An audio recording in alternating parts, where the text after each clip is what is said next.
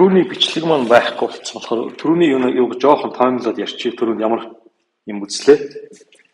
За ерөнхийдөө болвол яасан гэхээр тасралтгүй тулгуур бүлгээ бид нар энэ нэг тасралттай гурвалжинчлал төр тодорхойлогдсон нэг бүлгээр солисон ба тийм юм л авч ирсэн өнгөрсөн хичээл дээр. Тэрэнд болохоор энэ эгэлжин буулгалт, эгэлжин дөхөлт гэсэн ойлголтууд их чухал байсан. За эгэлжин буулгалт гэхлээр ерөнхийдөө гурвалжинчлал дээр байдаг гурвалжинчлалтай тохирсон тийм буулгалтуудыг эгэлжин буулгалт гэж ярьж байгаа. Тэгэхээр ямар шин чанарыг хангасан байх вэ гэхээр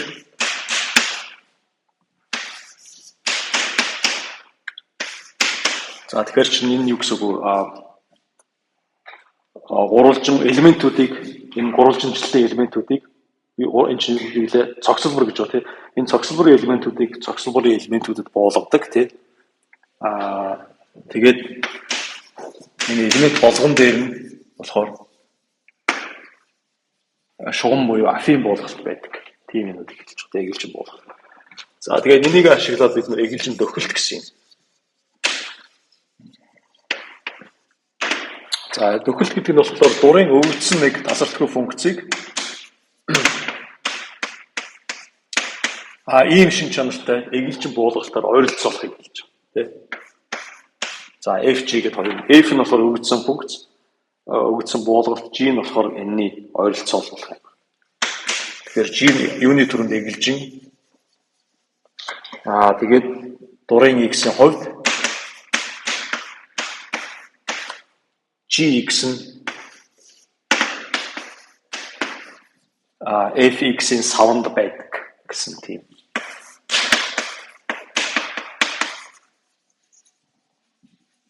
Савнд ордог тийм. За тэгээ нэг шин чанар бол хэрвээ G нь F-ийн эгэлжин дөхөлт болоод энэ хоёр хоорондоо гомтопын хувьд адилхан байна гэж баталсан. Батлагч явах хувь зүгээр ерөөсөө гурвалжин болгон дотор нь юу хийж штэ шугамн гомтоп хийж тэгээд болчихно. За тэгээд нэг том теорем байгаа. Эгэлжин дөхөлтийн теорем гэсэн. Энэ бол маш том теорем. Энэ хэрэглээ нь бол ерөөсөө энэс энэ хамаагүй хальсан тийм маш чухал теорем. Энэ болохоор ямар ч функц өгдсөн байсан гэсэн энийг эгэлжин функцээр ойролцоолж болно гэсэн. Хэрвээ энэ анхныхаа k гэсэн цогцлборыг хангалттай олгоодаа хуваага жижиглчих юм бол ойролцоолж болно гэсэн. Энэ юм. L ба M хангалттай их бол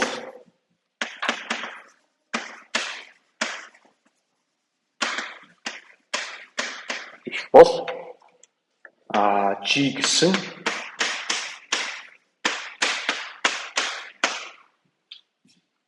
эгэлжин дөхөлт олдно.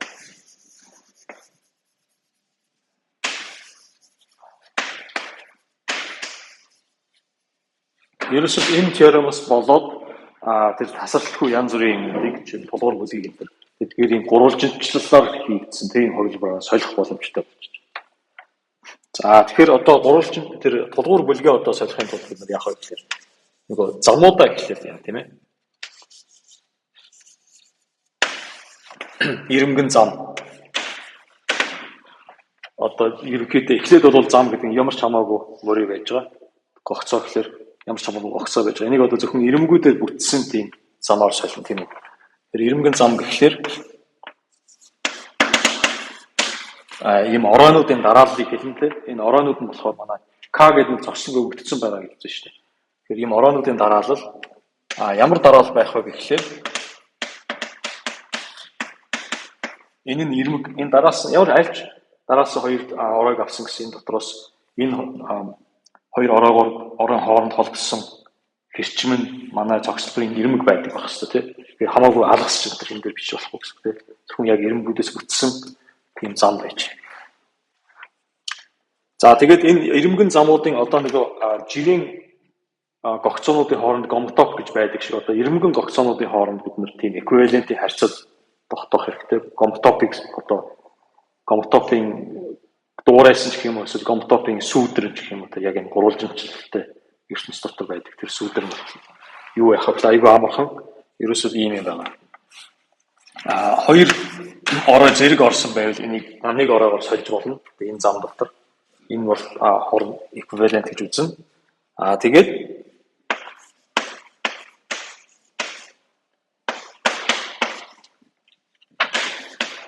ийм тохиолдол гарч ирэх юм бол U W ингээд зам маань ингэж явж байдаг. Замаа мэдээж бид нар ингэж үүсгэж болно шүү дээ, тэ. Энэ дээр бол зүгээр л ороонуудын жагсаалт байгаа л да. Гэтэ зүгээр геометр зургаар төслийг гэвэл ингээд сумтайгаар ороонуудын хооронд холбогдсон тийм яваад төсөлж болно. Тэгээд одоо энэ U, V, W гэсэн гурвалжин K дотор ордог байх юм бол ингээд явсан юмыг би шууд UV-гээр сольж болно. Эсвэл шууд явсан юмыг би B-гээр ингээд явсангаар сольж болно. Гэсэн ийм л юм байна гэсэн. Ийм болвол UW-тай нэг ангид орно. Тэгэл энэгээр би equivalent-ийн ангиуд тодорхойлчих юм бол тэр нь ирмэг бүлэг гэдэг нь болж байгаа. Тэ? Одоо тулгуур бүлгийг дуурайцсан, ирмэгээр дуурайсан гэсэн. Тэгэхээр тэр нь болохоор тэрийгээ бид нар KV гэж таньдсан тийм үү? Энэ болохоор V гэдэг ороог бид нар сонгож авах нэгэ суур болгоо тийм. V-гээс эхлээд V-гээр дууссан тийм ирмэн гогцоонуудыг аваад тэгээд ийм үйлдэлээр хоорондоо шилждэг энэ хоёр үйлдэлээр хоорондоо шилждэг гогцоонуудыг хоорондоо equivalent гэдэг нэг ангид хийчихнэ гэсэн тийм. Тэгээд энэ ангиудынх нь олголог нь болохоор энэ ирмэг бүлэг болж байна. P дээр суурьтай ирмэг бүлэг болно. За тэгээд нэг чухал теорем. Мэдээж бидний зорилго энэ байсан. Энэ ирмэгэн бүлгийг байгуулдаг зорилго нь болохоор нөгөө нэг тулгуур бүлэг гэдэг юм аа арай нэг хялбархан юмар солих гэдэг гэсэн үг шүү дээ. Одоо нэгнгүүд арай хялбархан болчихсон. Баахан гурвалжинчлалтай тэгээд ирмэгүүдээр нь бүтсэн тийм бүлэг болчихно. За энэ хоёрыг адилхан гэдгийг батсан тийм изоморф. Тэгэхээр тулгуур бүлгийг тооцохын тулд одоо гурвалжин гуттай зөвхөн ажиллаж болно гэсэн үг. За одоо тэгэхээр чи мэдээж энийг яаж тооцох вэ гэсэн асуулт гарч байна тийм. Энийг яаж тооцох вэ? Энийг яаж тооцох? Тэгээд өнгөрсөн хичээлээр энэ жоохон явж байгаа яасан. Энийг яаж тооцох?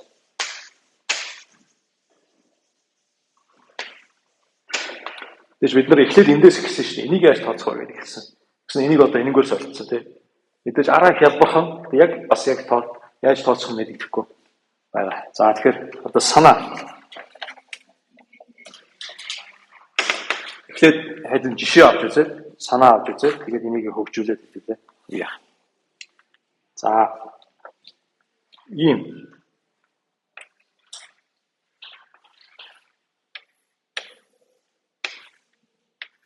юм авч үзье. Дундаа V-тэй.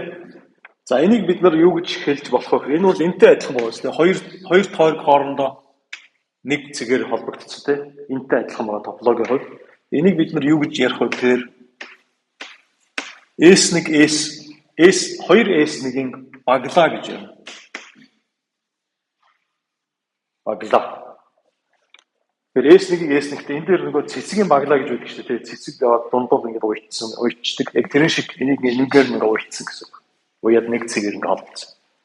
Тэгэхээр энэний одоо жишээлбэл тулгуур бүлгийг тооцъё гэж боддог. Тулгуур бүлгийг тооцъё гэдэг чинь одоо энэ ирмгийн юунуудыг тооцсон гэсэн үг шүү дээ. За тэгэнгүүт одоо энийг яах вэ гэхээр санаа нь болохоор ийм юм байна. Санаа нь болохоор за өөр үгтэй юм байна уу? Бид нэр ерөөсөө ойлгохтой болцсон.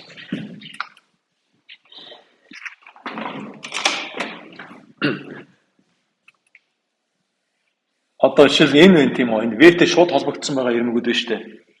Энэ ирмэгүүд чинь ирмэгүүдийг би шууд нэгж гэж үзэж болно. Бүлэг дээр санаа нь болохоор ерөнхийдөө ингэх гээд байгаа. V-гээс гарсан гогцоонуудыг зүгээр харч тээ. Энэ дээр жишээл ингэж гарсан нэг гогцоо байна, ингэж гарсан нэг гогцоо байна. Хоёр гогцоо байгаа. Тэгэхээр энэ хоёр гогцоогоор төрөгдсөн бүлэг байх юм. Яг энэний одоо юу гэх юм бол энэ ирмэгэн бүлэг гэх юм бол. Тэгэхээр би яах гэдэг нь тэгэхээр за энэ дээр A, B, C, D, E, F гэдэг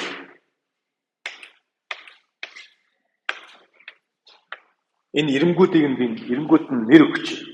Тэгэхээр мэдээж ирэмгэн гогцоо гэхээр энэ ирэмгүүдээс бүтсэн гогцоо байж таарна шүү дээ. Өөрөөр хэлбэл ирэмгүүдийн дараа л байж таарна тийм үү.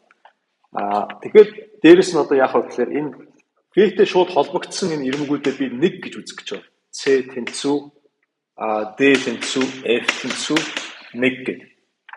Тэр ирэмгүүдийг би улаанаар зурцсан.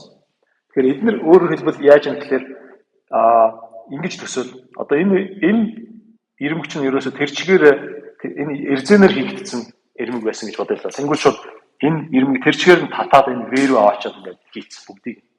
Тэнгүүт юу үлдэх вэ гэхээр энэ ишиг яваад эдгээр бүгдээрээ ишээ татагдаж ороод зөвхөн B, E гэсэн хоёр юм үлдэн шүү дээ.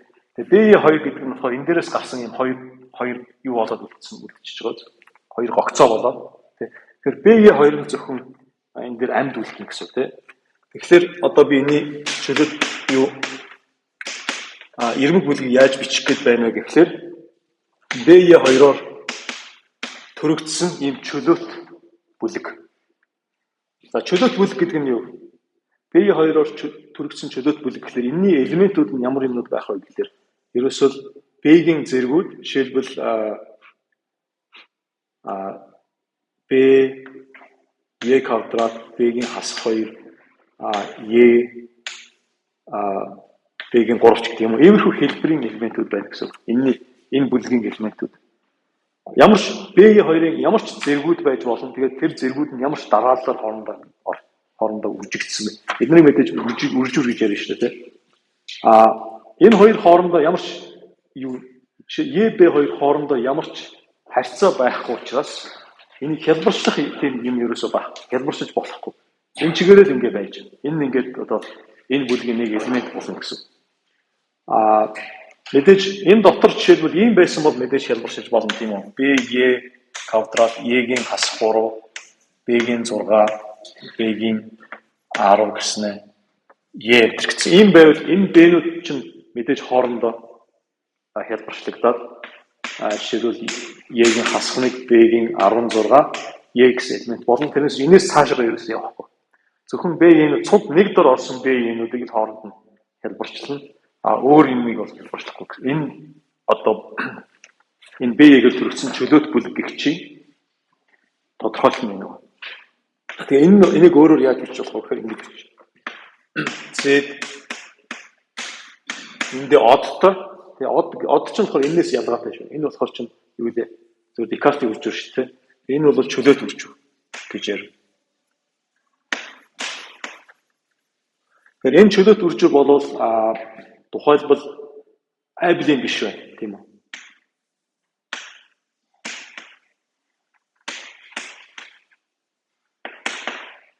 Энэ айблын биш бүлэг байна шүү дээ. B-ийн урдаа орно, E-ийн урдаа орно хоёр хашаал өөр. Энэ дотор B-ийн болохоор E-B-тэй тэнцүү биш. Энэ чөлөөт үржүүр. Энтэй харьцуулахад энэ болохоор чинь энэ болохоор зүгээр л одоо эндээс нэг элемент авсан тийм хосуудын олон байгаа шүү дээ. Энэ бол айблын. Энэ бол айблын.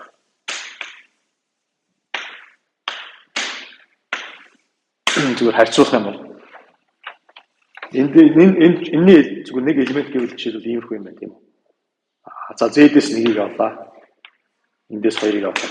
Иймэрхүү юм байна шүү дээ.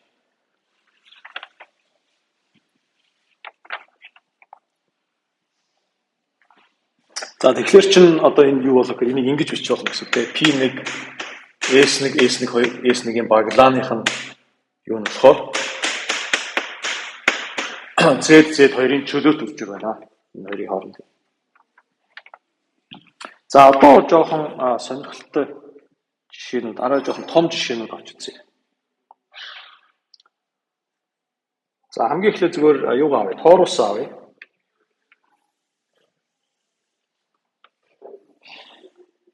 Энийг би гурвалжинчлал хийхдээ ингээд хуваачи. Ийм гурвалжинчлал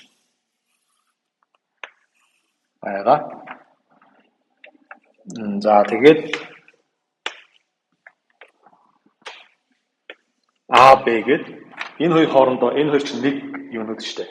Нэг ирмэг болно. Тэгэхээр энд А, Б байгаа гэсэн. Энд болохоор C D болвол энд C D байна гэсэн тийм. За тэгээд докторлын юмнуудыг би юу яа? Нэр өгнө. Тэгтээ эхлээд би энэ дээр юу байгуулчих. За энийг би энэ төвийн энэ цэгийг би V гэх. За тэгээд V-гээс эхлээд одоо энэ дээр нөгөө нэг V-тэй холбоотой юмнуудыг би дутагшин гэж агшаагаад V рүү оруулах гэдэг нь шүү дээ. Энэ улаан юмнууд тийм. V-гээс шууд гарсан юмнууд. Тэгэхээр би энэ дээр жишээлбэл V-гээс гарсан гэдэг энийг авч үзье. Энэ нэг шууд гарсан юм байна. Энэ нэг шууд гарсан юм байна. Тийм үү?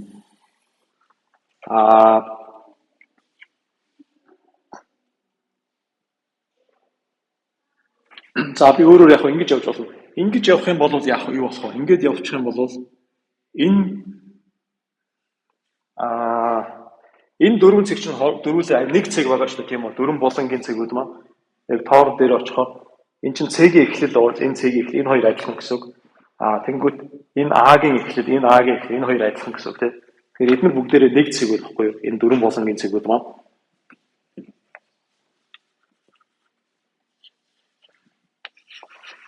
Тэгэхээр юу гэсэн үг вэ гэхээр би эндээс энэ ирмэг байна шүү дээ. Энэ ирмэгийг би агшаагаад ийш нь аваачих болохгүй. Ягаад гэвэл энэ ирмэг чинь болохоор ингэж яваад энэгээр тойрч ирээд нэг тойрог ийм гогцоо бий болчих واخгүй. Хэрвээ би энийг ингээд холбочих юм бол. Тэгэхээр тийм гогцоог ерөөсөө бий болгож болохгүй. Яг энэ шиг энэ дээр би чил ингээд холбочих гогцоо болгож болохгүй. Энэ чинь ийшээ ингэж хомигдохгүй шүү дээ. Зөвхөн цаана нэг ийм B гэсэн нэг ийм чөлөөтэй нэг ирмэг үлдээгээд бусдыг нь доош нь ингэж хомих гэдэг юм дээ. Энэ дээр тэгэхээр чи нөгөө чөлөөтэй үлдэж байгаа ирмэг нь энэ ирмэг гэсэн үг байхгүй юу? Яг цаана харах юм бол энэ чинь эндээс нэг ирмэг явцсан тэгснэ ийм юм байгаа шүү дээ, тийм. Ийм хүн байгаа гэсэн үг шүү дээ. Энэ талаар нэг энэ ирмэг ингэ явцсан.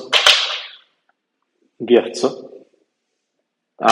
Тэгээд одоо энийг зурх гэхлээр ингээд бас зурх, ингээд хоорондоо холбогдоод гогцоо болчих гээд болохоор ингээд зурхгүй.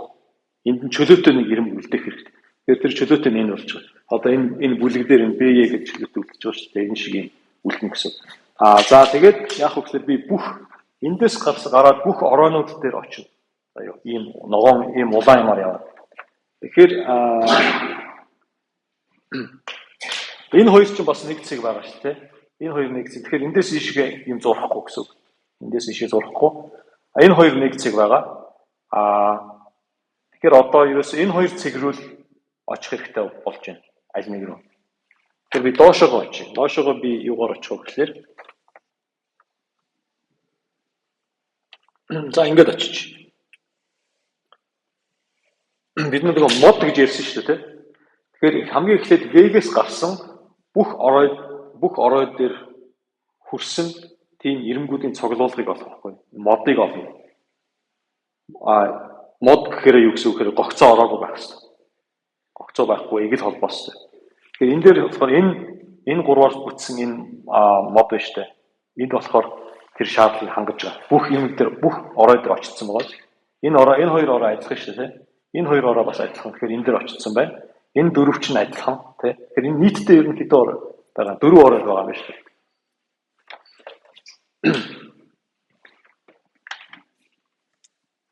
За тэгэнгүүтээ одоо яах вэ? Одоо би нэр өгөөд эднэрийн харьцаануудыг бичиж эхэллээ. За хамгийн эхлээд би ингээ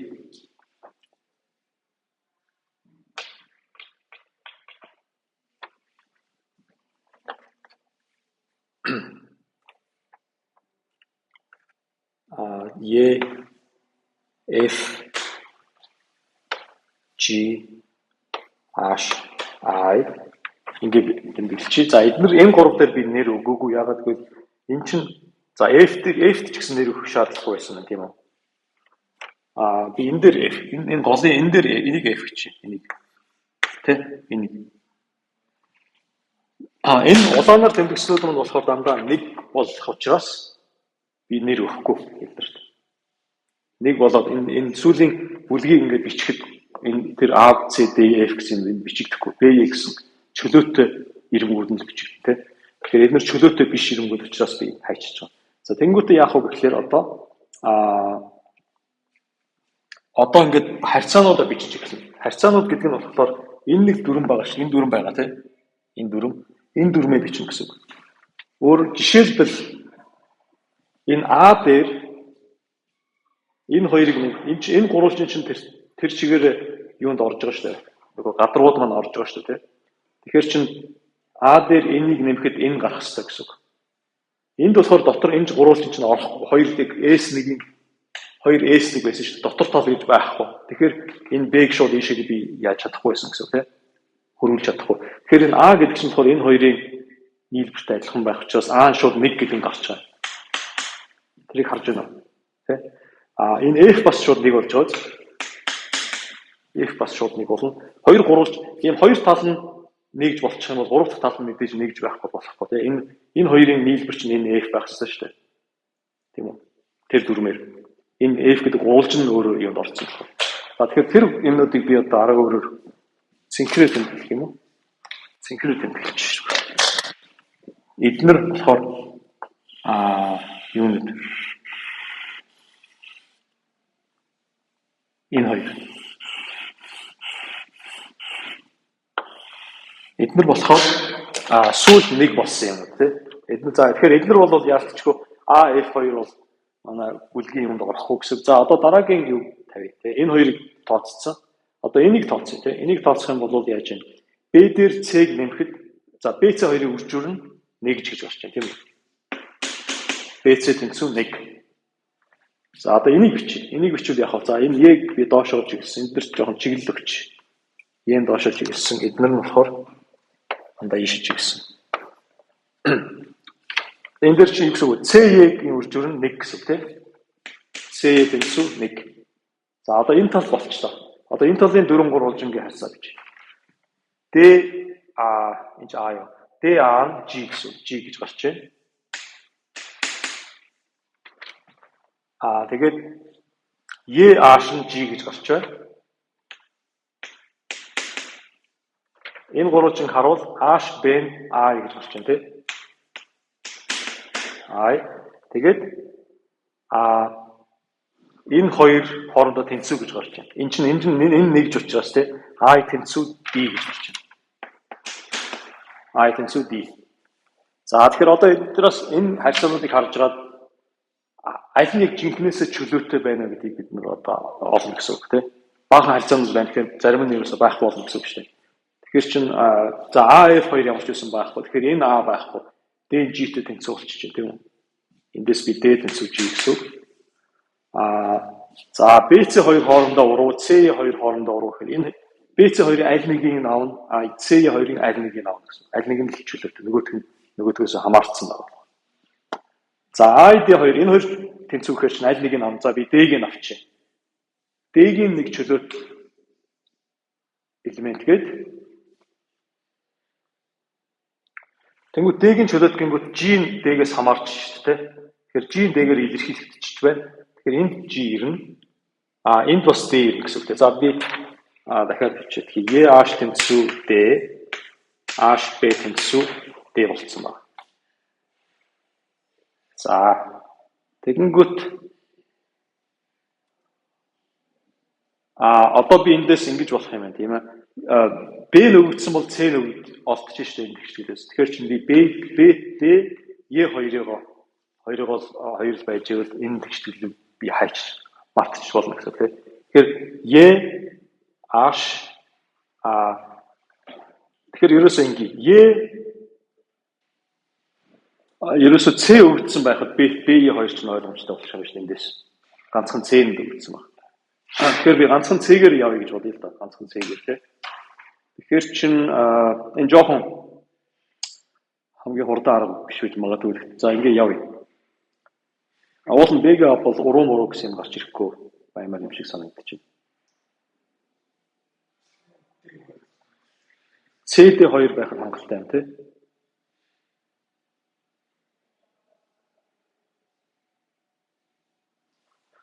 За B-г болъё л доо би энэ EH гэдэг нь олдчих болох учраас EH 2-оор явбал яах вэ?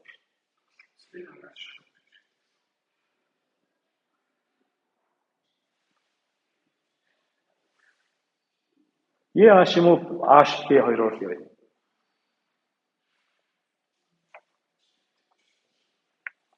Хөө. За хэрвээ тэгвэл за ааш бэгээр яв. Тэгэх юм бол B-гээсээ эндээс C-г олчихно тий. Тэгээд C нөгдсөн байхад Y-г эндээс олчихно шүү дээ. Тэгэхээр чинь энэ Y чинь B-гээс хамаарна гэсэн үг. За эндээс би Y-г B-гээр илэрхийлэх гэж үзье. За Y тэнцүү C хасах нь тий. Эндээс B тэнцүү C хасах нь тий.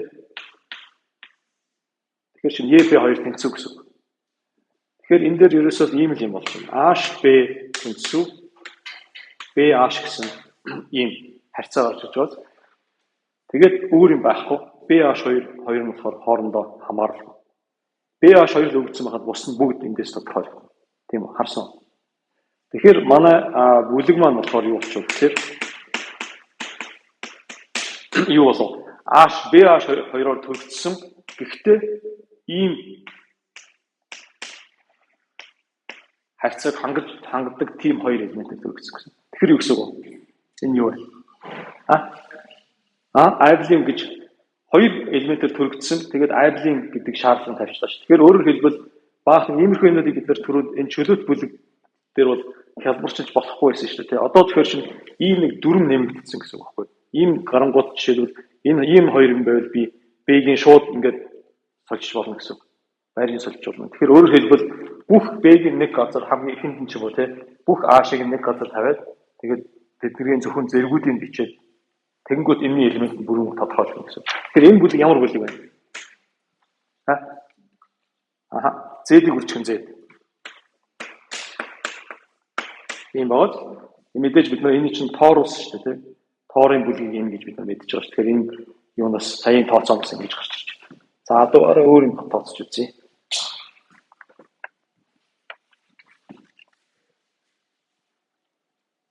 За тэгэхээр энэ бүлгээ бид нар юу гэж хэлэх вэ? Нэг хэдэн нэр оруулчих. Одоо энэ бидний энэ тооцоод байгаа юм байна шүү дээ, тийм. Энийг би юу гэж нэрлэж G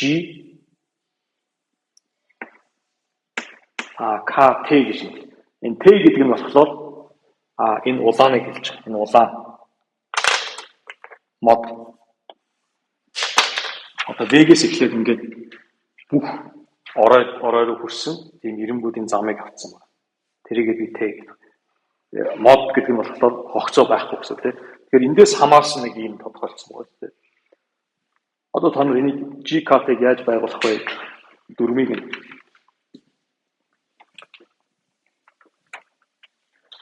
дүрмийг нь та нарт төсөөлж байгаа одоо.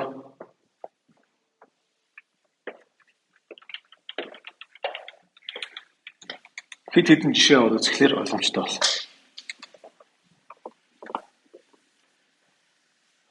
За одоо болохоор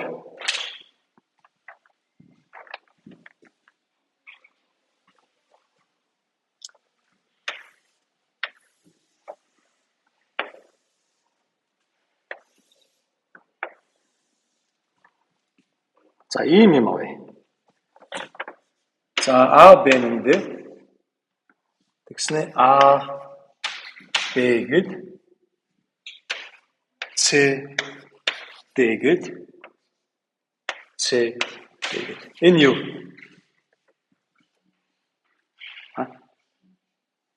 Биш. Klein-ийг логч юм болохоор нэг тал энэ хоёр жишээлбэл адилхан байдаг шүү дээ хоорондоо. Энэ болохоор бүгдээрээ хоорондоо өөр. Ингээд тойроод явцсан юм шиг. Ингээд явж энэ тэгвэл энэ плюс болохоор ингээд энэ болохоор энэтэй холбогдоод энэ энэтэй холбогдоод энэ энэтэй холбогдоод энэ энэтэй холбогдоод. Юу вэ? Одоо дискийг авч аваад энийг нь энэтэй холбоод энийг нь энэтэй холбоод энийг нь энэтэй холбоод гэж штэ. Энэ хоёр цэгийг адилхан гэж үзэж байгаа гэсэн үг шүү дээ. Адилтгаад энэ цэгийг энэтэй адилтгаад ингэ явцсан. Энийг юу гэдэг вэ?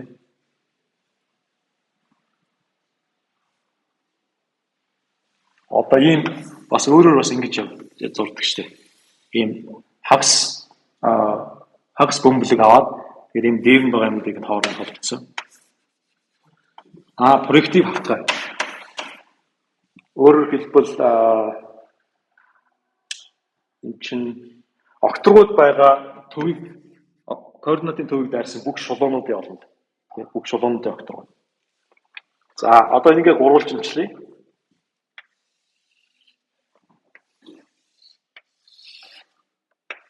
Энийн тулгуур бүлэг нь юу вэ?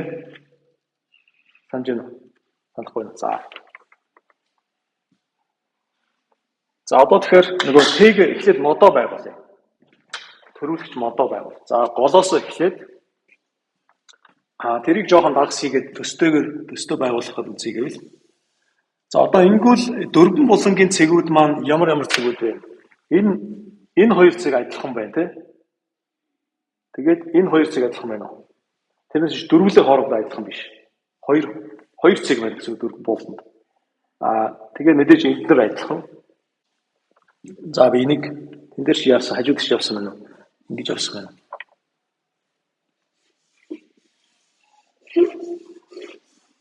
Ингээд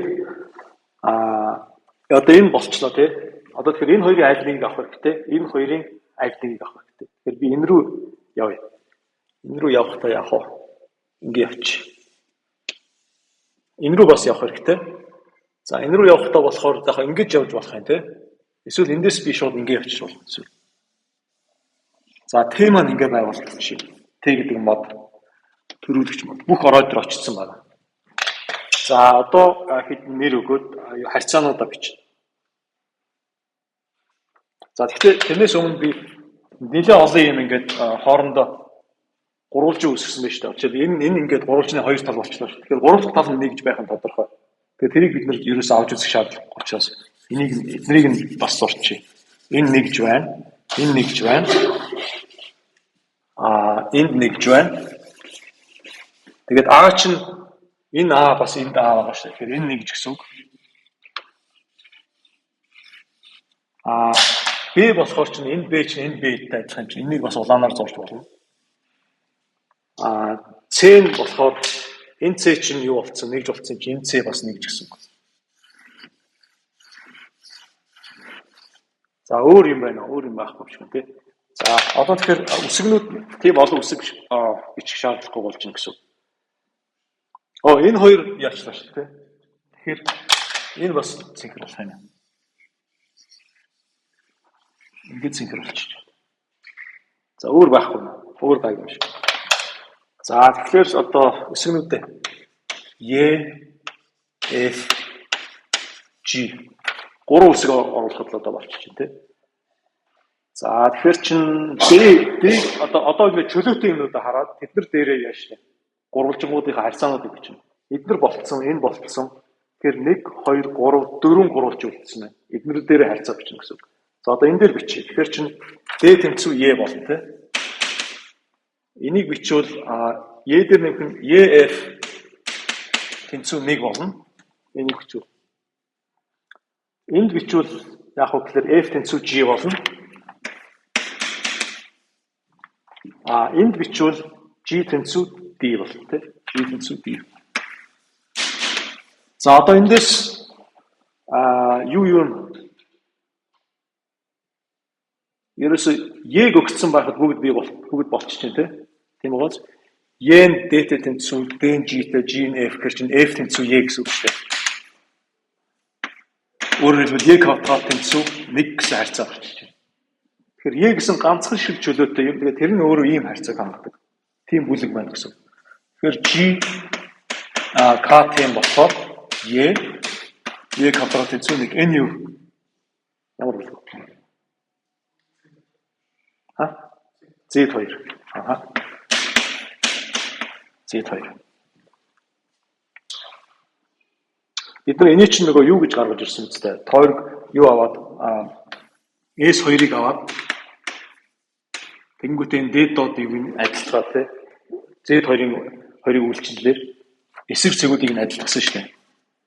Тэгэхээр чинь S2 нь эгэл холбоос тэгээд энэ Z2-ын үйлчлэл байгаа болохоор юу тулгуур бүлэг нь Z2 гэж гаргасан шүү дээ тий. Одоо S2-ыг Z2-ыг үйлчлэлээр хуваах юу аваад ногдор авахд гарч ирдэг окторгон P2 байгаа шүү дээ. Тэгэхээр энэ юу Z2 гэсэн үг болж байна. За одоо яах вэ? Одоо кланыхаа юг авъя. Кланыхаа лонхыг авъя.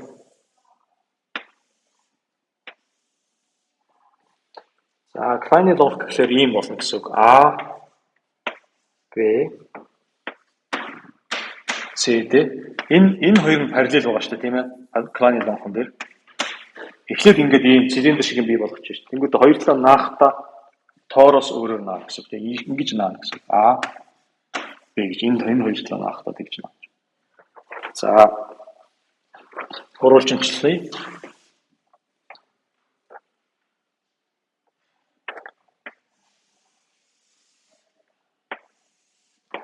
За тэгээ одоо модоо байгуулна. Энэ дөрвөн булангийн цэгүүдийг хараа. Энэ хоёр хоорондоо адилхан байна. Энэ хоёр хоорондоо адилхан. За B-ийн төгсгөл гэхээр энэ хоёр адилхан гэсэн үг. Тэгэхээр энэ хоёр дөрвөн булангийн цэгүүд бүгдээрээ адилхан юм байна, тийм. Планы лонхон дээр. Тэр харуулж байна уу? Одоо энэ чинь D-ийн төгсгөл байгаа, тийм. Энэ D-ийн төгсгөл энэ хоёр адилхан. Тэнгүүт энэ болохоор чинь энэ бол B-ийн төгсгөл учраас энэтэй адилхан, тийм. Энэ болохоор C-ийн эхлэл болохоор энэтэй бас адилхан. Тэгээ дөрвөлээ адилхан болж таарч байна. Тэгэхээр энэ дөрвөн болгонд байгаа зүйл адилхан. Харин тийм үү.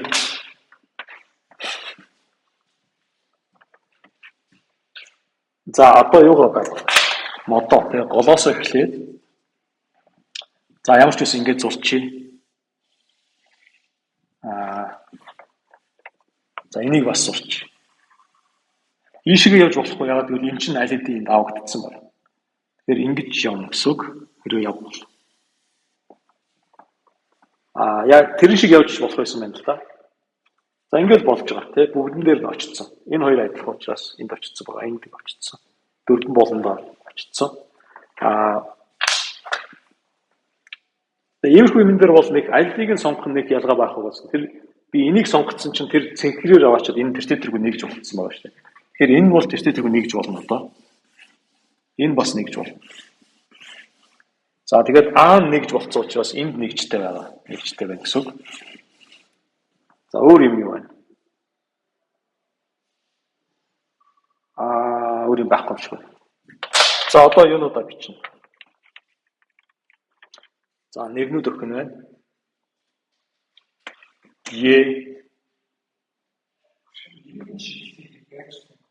Энэ чиглэл үү? Хамаа байхгүй. Алийг нь авч уу? Өөрөөр хэлбэл ингээд авцсан байхад сүүлд нь одоо ингээд эсрэгээр навна гэдэг чинь нөгөө энд авсан юмныхаа урууг нь бие гэж нэрлэж байна гэсэн үг шүү дээ. Тэгэхээр сүүлд ингэж гарч ирэхдээ зүгээр жишээлбэл Е гэж гарсан бол энэний уруугаар нь илэрхийлэгдсэн юм гарч ирэх гэсэн үг. Тэгэхээр тэрнийхээ хувьд энэ ямар харьцаа гарч ирэх нь тэр нь шууд эндээс автоматар гарч ирэх. Уруугийн харьцаа. Энэ дээр бол мэдээж Е квадрат гэсэн нэг гэсэн юм гарч ирэх гэсэн уруугийнхаа. За E F G H ингээ болох юм шиг. За одоо энэ гурвалжмын дотор энд ичгдэг гоо эндээс эхлэе. Е тэнцвэр Д гэж байна. За доороос нь эхэлж байна. Энд болохоор чинь HC 1 гэж байна тийм. Энд болохоор GH2 тэнцвэр гэж байна. За энд болохоор чинь EG-F гэж байна.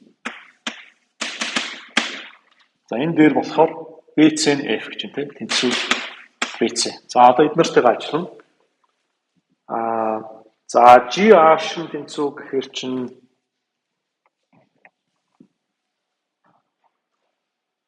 алийг нь сонгож авах вэ гэж. EGBC гэсэн юм байна. За GE2-ыг сонгоод авчих. Энэ хоёрыг. Тэгэхээр эндээс одоо эн чинь юу гэсэн үг вэ гэхээр GC тэнцвэр 1 гэсэн үг тийм. Тэгэхээр C тэнцвэр G-ийн уруу гэсэн үг. Тэрийг ийшээ гэх юм. B гэсэн юм хаанаас юу болчих вэ? Энэ дээр нэг юм үлдээсэн байна. Энийг бичих юм байна. BD2 тэнцвэр гэж. Ийм байх хэвээр. Тэгэхээр Би чи яалаа. Е2-ийг авлаа те. Тэгэхээр чинь B-ийн E-тэй тэнцүү гэсэн үг те. B тэнцүү E гэсэн үг. За тэгэхээр чи энэ харьцаа юу болов гэхээр EG тэнцүү G хасах нэг гэсэн үг те. Энэ гурвын үржихэд 1 гарах хэрэгтэй. Тэгэхээр энэ дээр C-ийн хасах нэг B-ийн хасах нэг гэж бичиж F. C-ийн хасах нэг, B-ийн хасах нэг. Тэгэхээр B-ийн E-тэй тэнцүү гэдэг чинь энэ зүг билүү? Энэ бол зүг байна. Тэгээд эндээс C-ийн G-ийн хасах нэг гэж энэ зүг байна те. Тэгэхээр C хасах нэг нь өөрөө G болчихно гэсэн үг те. Энэ тэгээд B-ийн хасах нэг. B хасах гэдэг нь бол E-ийн хасах нэг байна те. За хоёр талаас нь E-гээр хөвчүүлчих. Энэ баруун талаас нь E-гээр хөвчүүлчих. Тэгэхээр EG E тэнцүү G гэсэн харьцаа гарч ирж байна. Бид нар энэ кланы лонхны юг толгуур бүлгийг өмнө тооцсон шүү дээ те.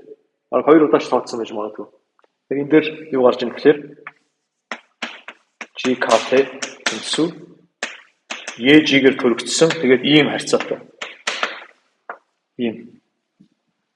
За энэ юу вэ гэхээр санаж байна уу? Z2-ын хагас шулуун үржүүр гэдэг юм болчихсон шүү дээ. Айдлын биш бүлэг гарч ирж байгаа.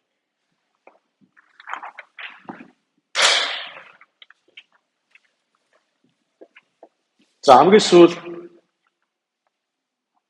яг хөө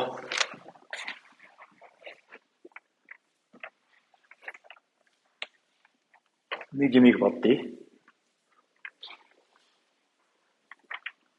Намайг тооцохгүй өнгөрөөчлөө гэж яаж магадгүй. Гомдчих магадгүй. Нэг дүрс байгаа. Тэр нь болохоор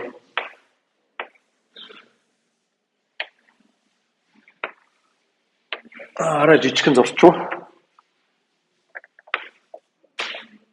AB CD AB CD энэ юу?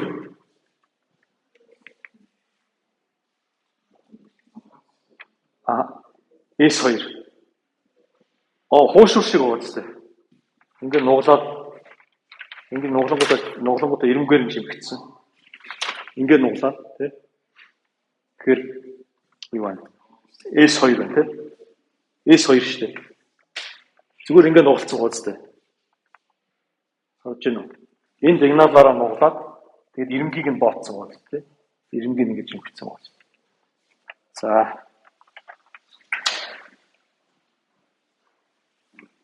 За энэ дээр яах вэ? Ингээ. За гурвалжинчлаа сонгохдоо жоохон юу байхгүй болох вэ? Хамаагүй чирэл ингэж зурхаар юу болчих гээд байна гэхээр ингэж зурангууд чинь энэ хоёр чинь нэг шүү дээ, тийм? Энэ хоёр цэг. Тэгэхээр нэг юм шулуун зурангууд тэр нь ингээд өөрөө өөртөө холбогдсон багцаа болчих гээд байхгүй. Тэгэхээр ингэж чивэл дээр. Гурвалжинчлаа зурхтаа.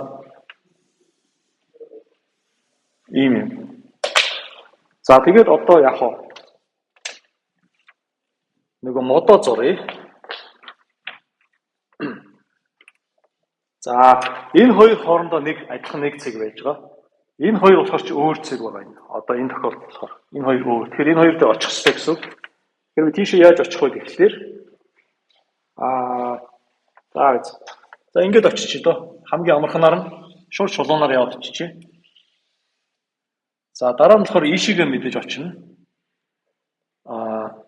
Ийшээгээ мэдээж очино. Тэгээд ийшээгээ мэдээж очино. За ийм мод болчихно тий. Одоо дахиад нэг юм холбох юм бол богцоо болчих гээд болох. Тэгээд дээрэс нь бүх орой дээр очсон байна. Тэгээ энэ орой гэдэг чинь энэ шүү дээ. Энэ орой гэдэг чинь энэ орой гэдэг чинь энэ. Тэгэхээр ингээ болцсон. За одоо яах вэ гэхээр энэ дээр ерөөсө тооцох хэрэг байхгүй. Зүгээр бүгдээрээ одоо чинь за энэ ингээд нэгж болчихно тий. Битүү болохоор энд нэгж болох нь ойлгомжтой. Тэнгүүт энэ дээр нэгж болчихно. За B нэгж болсон юм чи энд нэгж гэсэн үг. Энэ хоёр ингээд гурвалжин байгаа болохоор энэ А нь бас нэгж болчихно. Тэнгүүт энэ А нэгж гэсэн үг. Энэ хоёр нэгж болохоор энд нэгж болно. За одоо яаж вэ? DC хоёр нэгж болцсон тий. Энэ хоёр нэгж болцсон. Тэнгүүт энэ нэгж болцсон. Энэ хоёр ингээ гурвалжин болчихно. Тэгээ энэ нэгж. Ингээ бүгдээрээ нэгж болчих. Тэгэхээр тулгуур нөгөө бидний тоосоо бүлэг болохоор Z1 буюу одоо 0 гэдэг шин тэмдэглэгээтэй болсон. Trivial бүлэг ганцхан элементтэй бүлэг 0 гэдэг бүлэг. За тэгэхээр одоо яаж юм? Ерөнхий одоо санааг нь ойлгосон баг тийм үү? Энэ тооцооны аргыг. Тэгэхээр яах вэ гэхээр ийм байна гэсэн. Ерөөсөө ингээ эхлээд за нөгөө K гэдэг цогцлбор маань байж байгаа тийм үү? Тэнгүүт V гэдэг ороогоос эхлээд ингээд бүх ороод дээр очисон ийм мод байгуулна тийм. Ийм мод байгуулч T гэсэн мод байгуулна. За тэнгүүт яах вэ гэхээр одоо тэнгүүт энэ мод чинь өөрөө эгэл холбоостой. Тэгэхээр энэ модон дээр байгаа бүх ороонуудыг би энэ ороотой адилхах байхгүй. Өөрөөр хэлбэл эднэрийг чинь бүгдийг нь би нэг гэж аваад байгаа шүү дээ. Энэ ороод энэ ягаан элементүүд чинь бүгдийг нэгж байгаа шүү дээ. Тэгээ бүгдийг нь нэгж болгож авна гэдэг чинь тэгж ин гэсэн. Бүгдийг ингээд одон дээр байгаа бүх юмдыг ийшээгээ татаад энэ цэг рүү хомдсон гэсэн.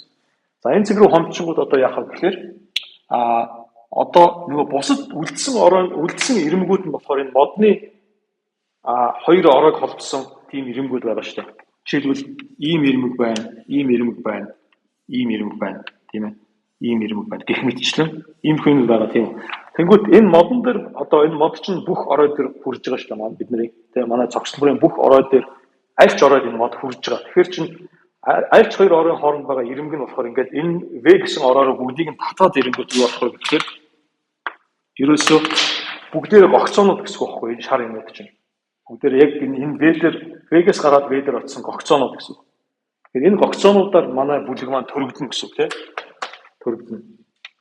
Иймэрхүү юм байгаа шүү дээ. Тэгэхээр бүлгийн төрүүлэгчт нь болохоор гогцоонууд байна. Тэгэхдээ энэ гогцоонууд чинь бас шууд ингээ ямар ч хоорондоо хамааралгүй гогцоонууд байх юм бол шууд нөгөө чөлөөт бүлгээ төрүүлж. Хэдэн л гогцоо энд байна. Тэр хэмжээгээр ерөөсө чөлөөт бүлэг болчих гэсэн. Z-дүүдийг баахан олон Z-ийн чөлөөт өвчрүүд болчих. Харин гэхдээ эдгээр чинь болохоор хоорондоо холбоотой байгаа шүү дээ. Одоо чинь энэ дээр ингээд баахан юмуд яваад байгаа шүү дээ. Тэгэхээр энэ эдгээр дээр нэмээд энэ гурвалжингуудтай холбоотой харьцаанууд болчихно гэсэн үг тийм. За харьцаанууд гэдэг нь юу юм? Харьцаанууд нь болохоор манай цогцлборын гурвалжингууд байна. Энэ юу болгон чинь гурвалжингууд харгалзаж байгаа шүү дээ. Энэ бидний бичсэн тэгшлэг болгон тийм үү? Бид нар ч бүгдээрээ гурвалжингууд байгаа шүү дээ. Нэг гурвалжинд нэг харьцаа гэж байгаа. Эднийг болохоор бид нар яах вэ? Мэдээж бичиж болно. Яг онлын хувьд бол тийм бүгдийг бичиж болно. Гэхдээ бид нар шууд зураг дээрээс харж байгаа ингээд энд гурвалжин байгаа болохоор энэ хоёр нэгж болохоор энэ нэгж гээд гаргуул тэр харьцаг ерөөсөө бичихгүй байгаа шүү дээ. Тийм. Мэдээж онлын хувьд бол зарчмын хувьд бол бичиж болно тийм. Бичлэгээд нэг өөрчлөлт.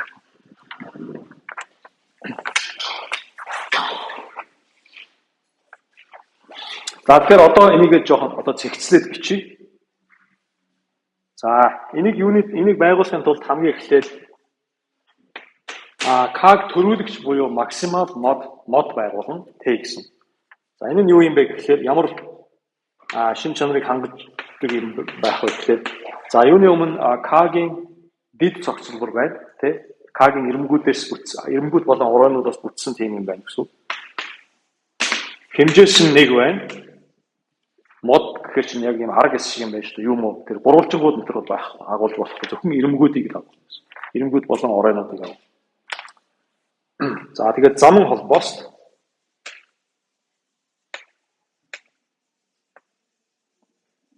эгэл холбоос тийм үү. Эгэл холбоос гэхээр гогцоо байхгүй. Замын холбоос гэхээр ерөнхийдөө ингээд холбоотой юм байна гэсэн. Тэгээд саланг 2-3 хэсэг юм биш. Тийм юм байна. Тэгээд оройнууд нь болохоор K-гийн оройнуудтай адилхан. Өөрөөр хэлбэл K-гийн бүх оройд хүрсэн байх хэрэгтэй гэсэн. K-гийн бүх оройд хүрсэн байх хэрэгтэй. За тэгээд одоо бүлгээ энэ GK-тэй гэдэг бүлгээ яаж байгуулах вэ гэвэл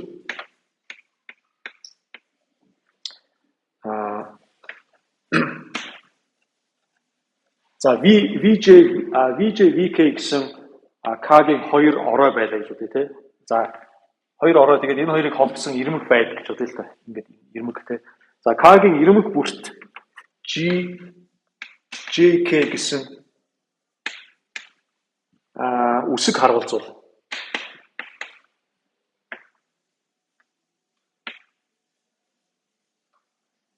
Одоо тэн дээр нэг ABC enter гэдэг байгаа шүү дээ. Тэр үсгнүүд гэсэн. Тэрийг одоо JK гэдэг индекстэй тийм юм болгочих. За тэгэх юм бол манай GKT гэдэг бүлэг маань юу байх вэ гэхээр за мэдээж энэ үсгнүүдээр төрөгдөн тий. Үсгнүүд нь болохоор K-гийн бүх ирмэгүүдэд харгалзсан. За тэнгүүт тэр одоо энэ юунууд харьцаанууд бичих гэж байна тий. За харьцаанууд нь юу юм бэ гэхээр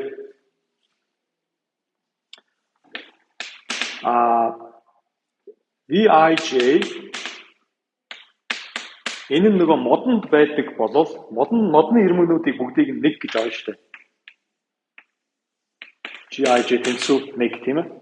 Яг үндэ бол эндээс орвол яг амьдрал практик дээр бол энд ерөөсө биччихгүй. Шууд анханаас нэг гэсэн учраас бус нэмийг нь бичнэ. Бичихтэй тий. Тэгэхээр яг онлын хувьд одоо теоремоор мөтлөхөд батлахад хялбархан эдгээр нь эндээ байж гэвэл ингэнэ гэсэн. Ингээд нэг гэж очино. За тэгээд одоо харьцаанууд тий. Одоо гурвалжингийн харьцаанууд болохоор кад байдаг VIVJVK гэсэн юм гурвалжин кад байдаг бол энэний харьцаа гэхээр юу байх вэ гэхээр GIJ, GJK тэнцүү GIK гэсэн харьцаа нэмнэ гэсэн тий. Ингээд болоо. Ингээд ийм бүлэг байгуулдаг. Яг сая хийсэн юмыг зүгээр ерөнхийд нь бичих гэж оролдож байгаа. Ерөнхий аргыг.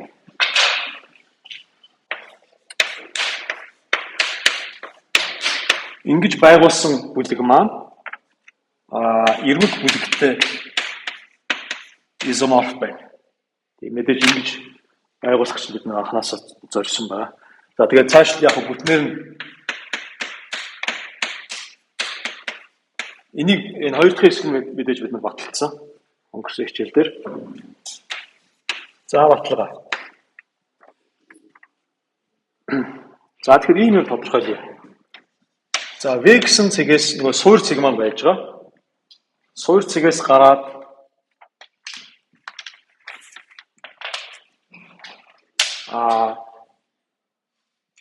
ямар ч хамаагүй нэг ийм VI гэсэн орой VK гэсэн орой. Тэгээ энэ хоёрын хоорондын ирмэг байгаа гэж бодсон тийм. Энэ ирмэг чинь өөрөө болохоор юу вэ?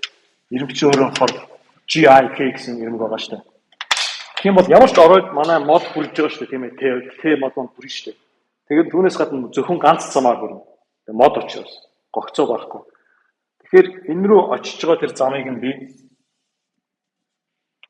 ийм хоёр зам байж байгаа. Том E I, том E K гэж нэрлэж. Том E гэдэг нь болохоор одоо энэ баахан оройнуудын тийм дараалал гэсэн үг. Тэ? Модны Vegas гэхэд энд очсон. За тэнгуүтээ би ийм юм тодорхойлъё. GK-гээс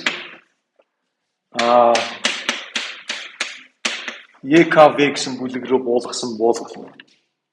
За юу гэсэн үг вэ гэхээр энэний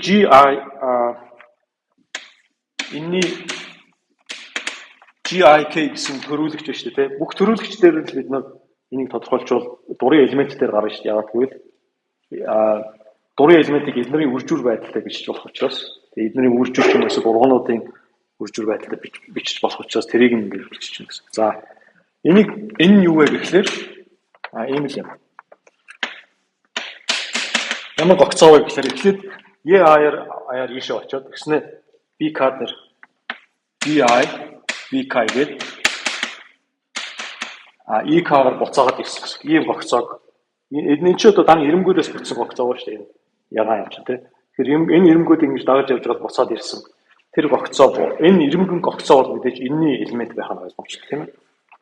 За хэрвээ VI VK гэсэн энэ ирэмэг маань өөрөө манай модонд ордог. Энэ нь өөрөө модон дотор байдаг бол яах вэ? Энэ өөрөө модон дотор байдаг болол EI VI VK Энэ өөрөө модон дотор байдаг болвол энэ чинь өөрөө тэр чигээр модон дотор байдаг нэг ирэмгэн гогцоо гэсэн үг шүү дээ. Тийм ээ? Энэ чинь өөрөө тэр чигээр.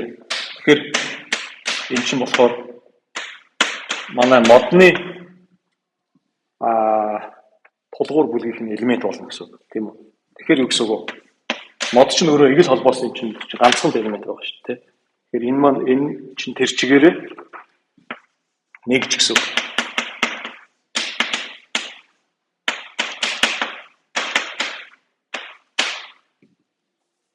Нэгж гогцоо. Тогтмол гогцоо. Тийм ээ. За вэгж. Тэгэхээр яаж юм? Модон дотор байгаа ирэмгүүд чинь нэгж байгаа шүү дээ, тий?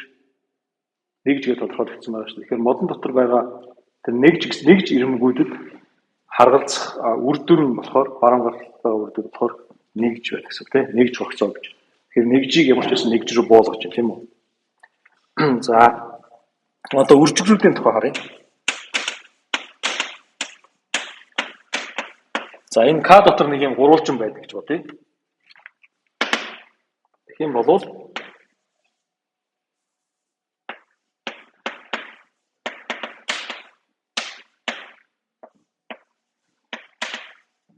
энэ хоёр дүрийн үржүүрийг авчихсан.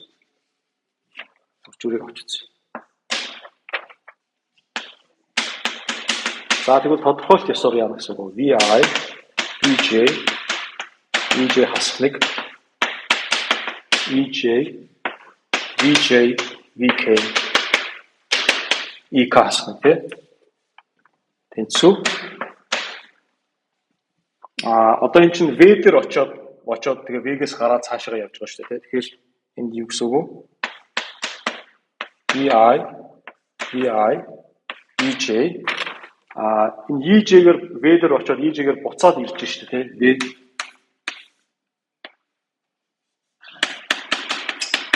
Тэгвэл яг энэнгээрээ буцаад ирж байгаа шүү дээ. EJ-гээр нэг цэг дээр тэр цэг нь болохоор VJ гэж. Тэгэхээр чинь энэ дунд нь байгаа хоёр юмыг дуусгах болно гэсэн. Тэгээ зөвхөн VJ гэж бичээд VK ка хасах нэг. Энэ болохоор чинь бас юуны өмнө VJ гээд ганцхан VJ гэж сольж болно те.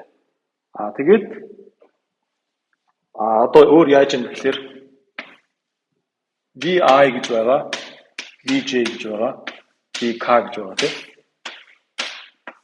Тэгээд энэ гурвалжин чинь өөрөө K дотор байдаг гурвалж учраас VI, VJ, VK гэсэн юмыг шууд VI, VK-аар сольж болно.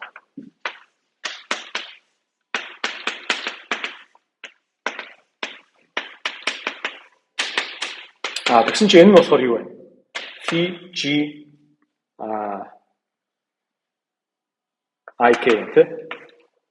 Тэгэхээр чинь одоо үржүүрийг хадгалж яах гэсэн нөгөө төрүүлэгчдийн хувьд харьцаанууд байсан шүү дээ тий. IJ JK-гээр үржүүлэхэд эдгээр дотор байх бол ийм байгаа шүү дээ. G IJ JK гэсэн G IK гэсэн ийм үржүүрүүдийн харьцаанууд байгаа тий. Тэгэхээр энэ харьцаануудыг манай phi гэдэг буулгалт нь хадгалж байна.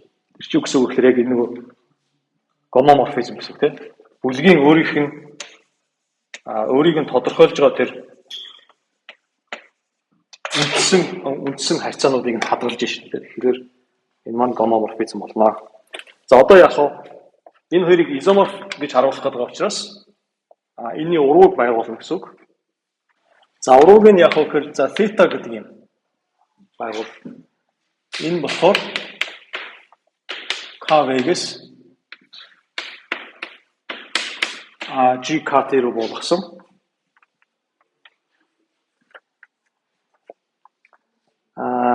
Тэгээ яаж байгуулах вэ? Яаж тодорхойлох вэ гэхээр за тэгэхээр чинь EKV гэхээр чинь энэ одоо ямар ч хамаагүй нэг элемент байгаа гэсэн үг тийм. За V гэдгийг V0 гэдэг бас авчи. V0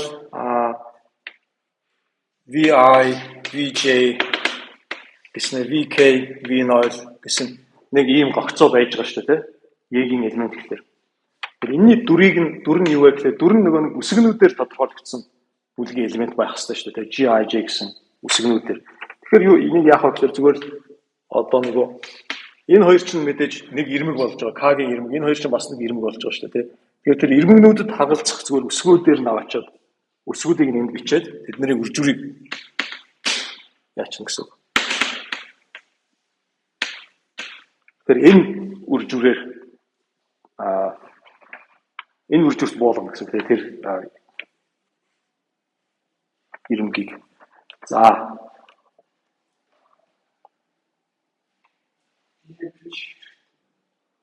Юу? EI том EI яа. Хэрэггүй. E гэдэг юм болохоор одоо тэр чинь болохоор зөвхөн ирмэгнүүд одоо GIJ гэдэг байгаа шүү дээ. Тэд нар чинь болохоор нөгөө ирмэгнүүдэд харгалзсан үсгнүүд байсан шүү дээ.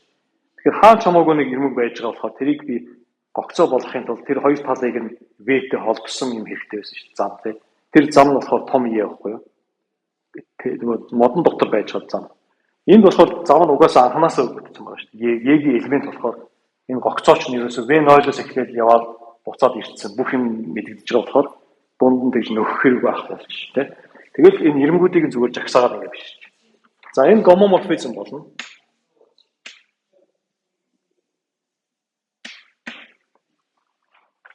Ойлгомжтой. Энийг ерөөсөө шалгах хэрэг байхгүй. Ийм хоёр нэг ингээд үржүүлэхээр яах вэ гэхээр энэ гарч ирж байгаа юмуд нь баахан энэ бүсгнүүдийн үржил байгаа шүү дээ.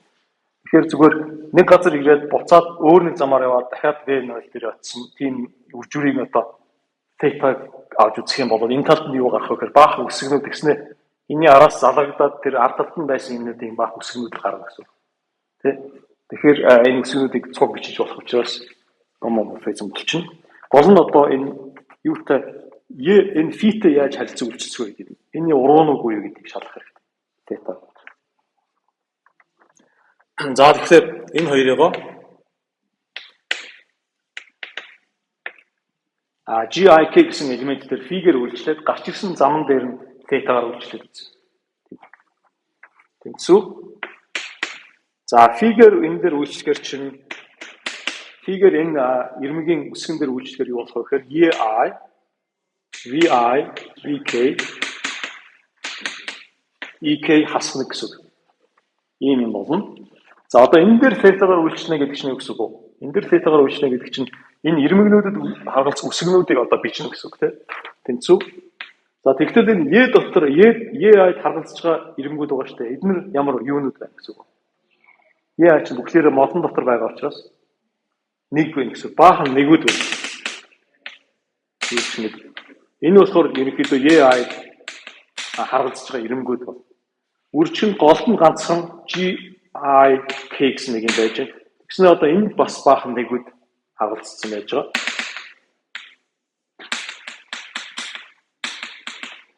Тэгэхээр чи мэдээж GIK байна гэсэн үг тийм. Тэгэхээр ядаж юунууд дээр нь theta phi нь болохоор GIK гэсэн төрүүлэгчд дээр нь нэгж байна шүү дээ тийм. Ийм байна. Энэ ID гэдэг нь болохоор яагаад ч адилхан тоглолтыг ирж юу ч хийхгүй байгаа гэсэн. Тэгэхээр GIK-г аваад GIK-г буцааж өгч шүү дээ. Тэгэхээр төрүүлэгч дээр нь ийм байна гэдэг чинь бусад бүх элемент дээр нь ийм байна гэсэн. Энэ эдгээр нь гомоморфизм учраас үржүүлгийг хадгалж байгаа юм байгаа учраас. За одоо яг хөөөр одоо нөгөө талыг шалгана. Phi theta гэдэг юм. За одоо нэг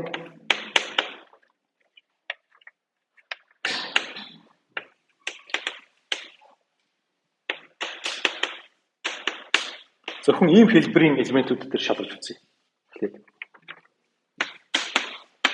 За энэ маань болохоор энэний theta мэдээж GIK гэсэн үг тийм. Тэгээд phi-ийн GIK гэдэг чинь буцаад нөгөө чинь гарч.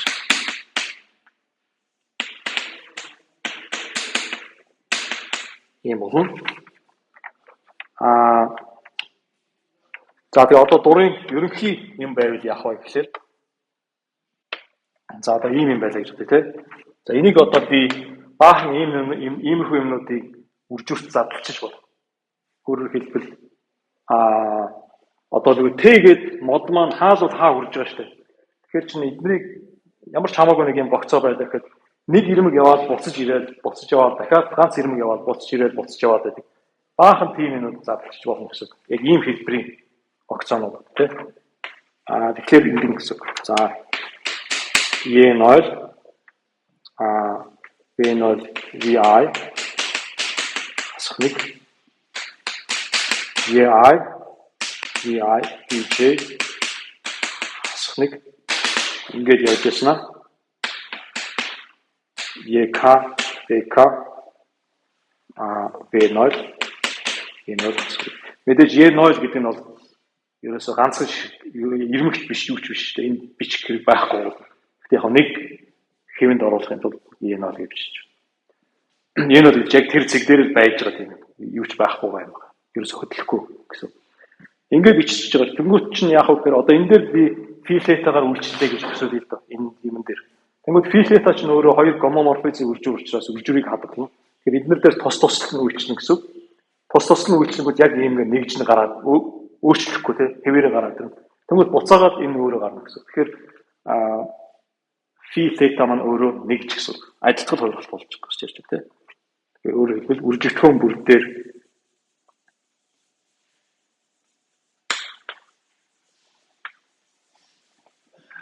үржигдхэн бүр дээр филета адилтгал хувиргалт тул филета ерөнхийдөө адилтгал хувиргалт. За ингээд теорем нь батлагдчихлаа.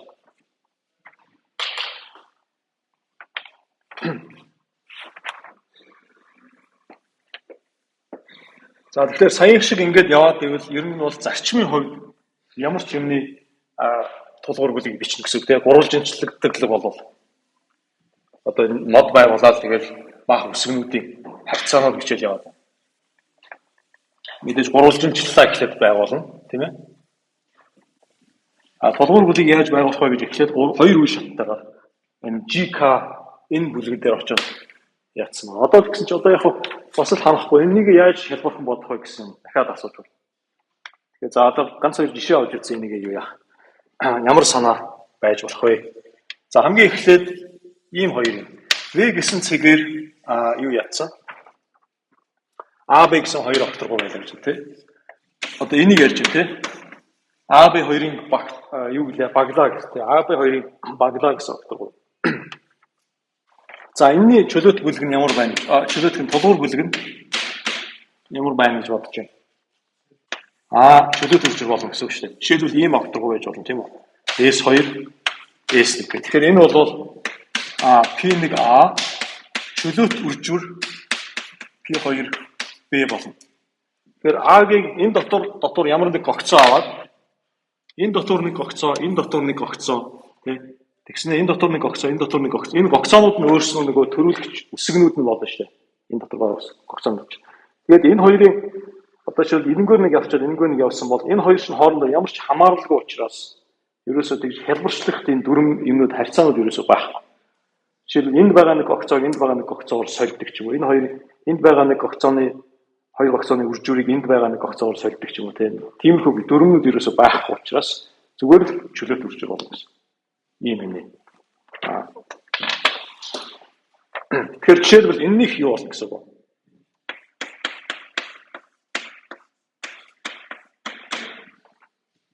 S2-ыг юу вэ? Тэрвээ аль тийм ээ? Үржих нь S1 их Z. Тэгэхээр Z болно. Чөлөөт үржихээр энэ талдаа зүгээр л нэгж юмнууд гарч ирэх байгаа гэсэн.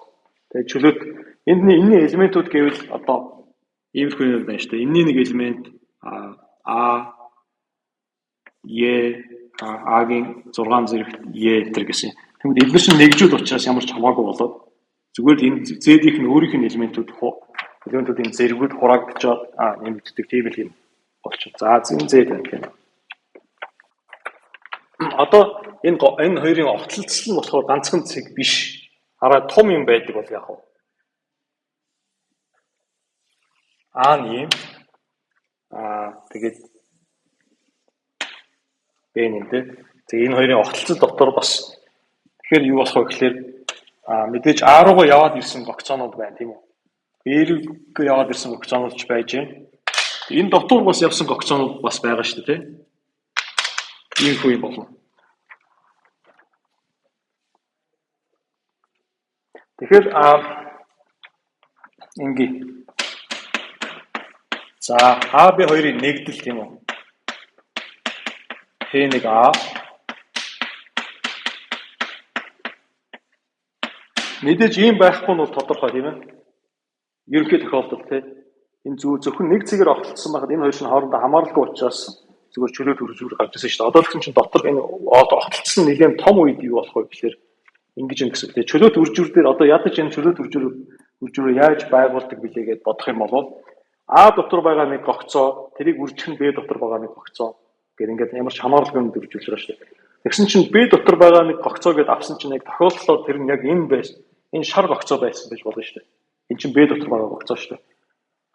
Тэгсэн чинь энэ шар гогцоо чинь бас А дотор байгаа шүү дээ, тийм.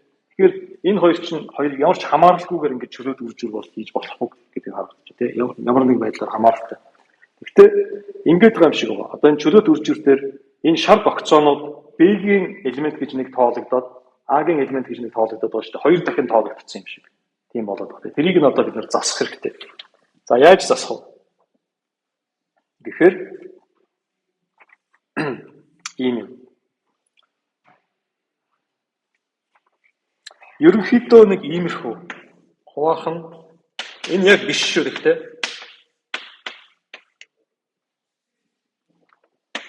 тавичхан дотор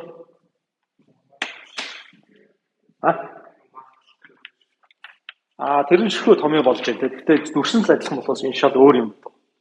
Одоо энэ жишээлбэл бүлгийн энд нэг юм харьцаанууд орж ирэх хэрэгтэй гэсэн. Энэ хуваахан гэдэг нь зүгээр л тэр элементүүд хоорондоо адилхан шүү гэдгийг хэлдэг. Одоо бид нар тэр GCAG байгуулахдаа баахан тиймэрхүү юм бичээдсэн шүү дээ. Тиймэрхүү юмнууд нэмэлт тийм харьцаанууд орж ирэх хэрэгтэй гэсэн.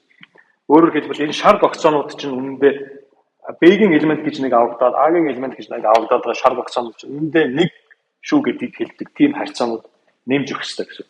Тэр нэмсэн имийг нь бид нар юу гэдэг вэ гэхээр хоршоот чөлөөт үржүүр гэж байна.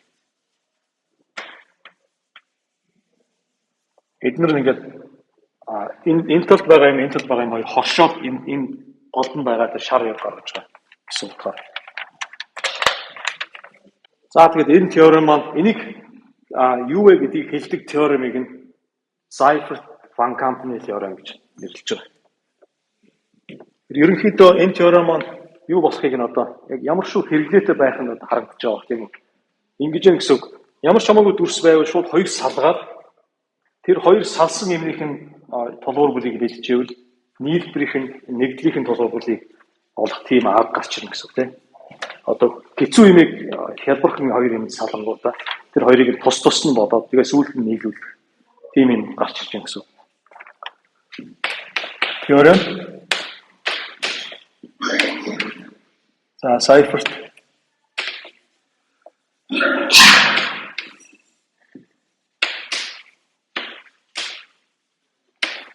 Van Kampen.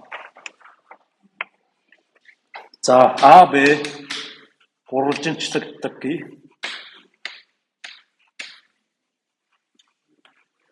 Ямар нэг гурвалжинчлаг цогцлог байгаа. Тэгээд AB-гийн огтлцлыг A руу багтаадаг.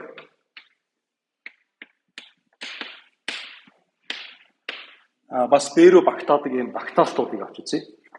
Багтаалтууд.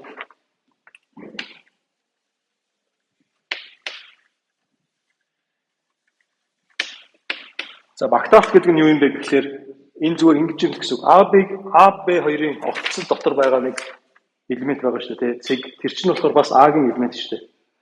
Тэгэхээр J-гээр тэрэн дээр үйлчлэхээр тэр өөрөө л гарч байгаа. Зүгээр энэ дотор байгаа нэг A-гийн элемент метр авч үзэж байгааг юм J гэсэн буулгалтаар бичээд.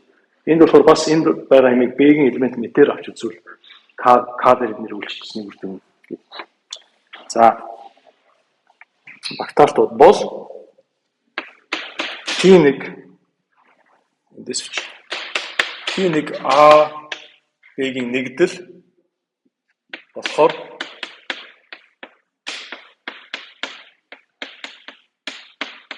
за эхлээд чөлөөт үржүр тэгээд дээрээс нь харьцаанууд очирно.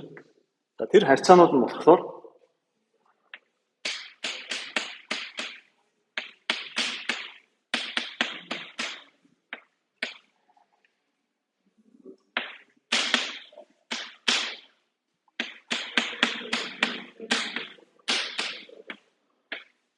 ийм одоо ингэж нэг гэсэн үг тийм одоо энэ чинь огтлолцол дотор нь байгаа гогцоонууд байна шүү дээ. Тэр шар гогцоонууд гэсэн үг.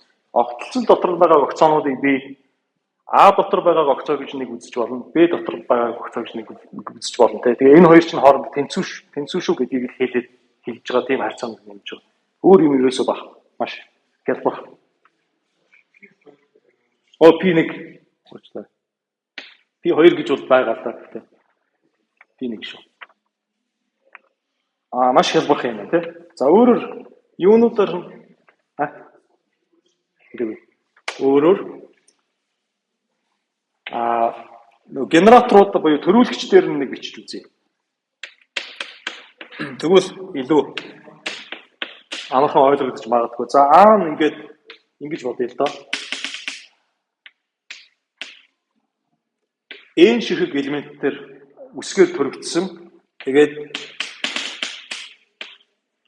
N ширхэг харьцаа байдаг гэж. Одоо эдгээр нь болохоор эднэрийн агуулсан нэг харьцаанууд гэсэн үг. Альфа 1 гэдэг. Альфа 1 гэд бичдэг нь энэ одоо юу гэсэн үг юм бэ гэхээр альфа 1 гэдэг нэг эднээс бүтсэн нэг юм байгаа шүү. Тэр тэнцүү 1 гэсэн харьцаанууд байгаа байхгүй. Тэгээ 1 гэдгийг нь бичихгүй зүгээр шууд ингээд тэр тэнцүү 1 гэсэн харьцаанууд байгаад энд нь байгаа ямиг нь би шууд альфа гэж байна. Альфа 1 альфа гэж. Тэгээ тэгшгэлээ өөрийг нь зүгээр бичсэн ба. За P2 нь бас нэг юм их үү? P2 гэнэ яваач таа. P1 B нь болохоор бас ингээд хэдэн ширхэг K ширхэг үсгээр төрөгдсөн. Тэгээд E ширхэг харьцаатай. Ийм хоёр бүлэг байлаа гэж бодоход дахиад 3 дахьыг бас бичих хэрэгтэй байна. Энэ хоёрын огтлцлынх нь тулгуур бүлэг бас хэрэгтэй. За тэр нь болохоор G-гээр төрөгдсөн гэж бодъё. P ширхэг элемент төрүүлэгчтэй. Тэгээд Q ширхэг харьцаатай. За ийм бол одоо үр дүн болохоор P1A эндэрийн нэгдлийнх нь тулгуур бүлэг нь болохоор за төрүүлж байгаа юмнууд нь бол мэдээж одоо энэ хоёрыг төрүүлж байгаа юмнуудыг авчин тий. AN тэгээд B1-ээс эхлээд BK явна. Харьцаанууд нь бас энэ хоёрын харьцаанууд мэдээж байж байна.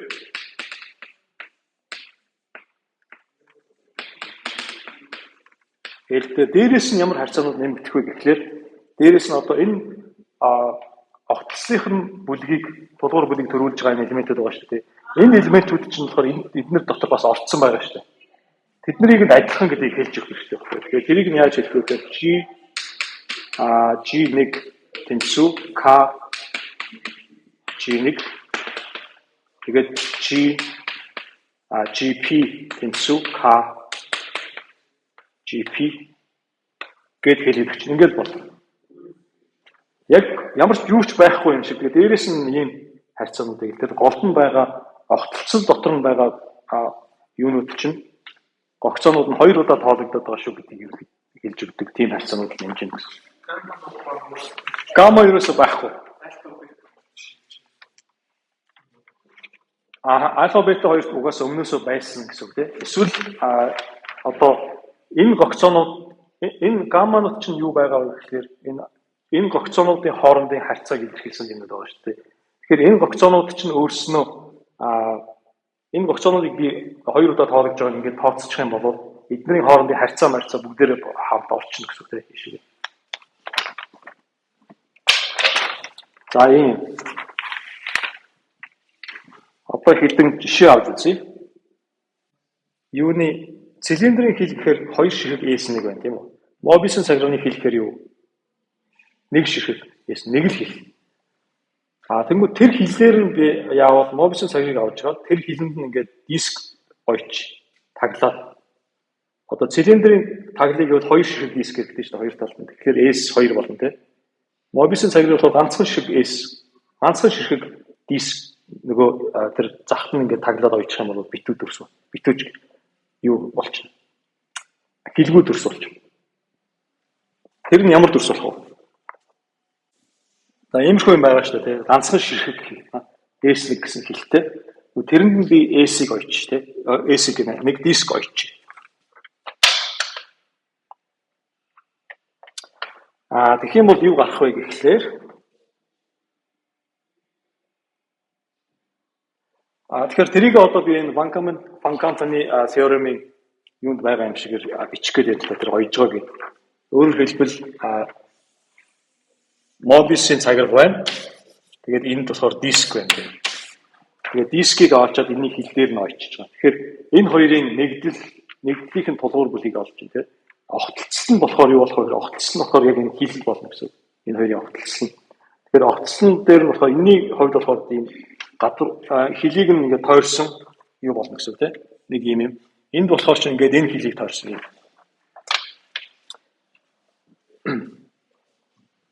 Тэгэхээр тэр огтлцол нь болохоор энэ байж байна. S1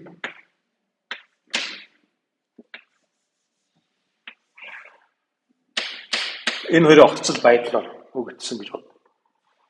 За тэнгуут энэний тулгуур бүлэг хэрэгтэй шүү дээ тийм. Огтлцлын тулгуур бүлэг хэрэгтэй гэдэг нь. Энэний тулгуур бүлэг болохоор ч мэдээж Z тийм үү. Тэнгуут энийг Z-ийг төрүүлж ганцхан шиг элемент байгаа шүү дээ. G гэсэн. Энэ элемент төрүүлнэ тийм. Энийг одоо энэ олон зэргүүдийг аваад G бүгдээрээ гараад. Тэгэхээр зөвхөн энэний дүрийг энэ хоёр дээр адилхан гэдгийг биччихвэл болно гэсэн. Энэний тулгуур бүлэг нь юу?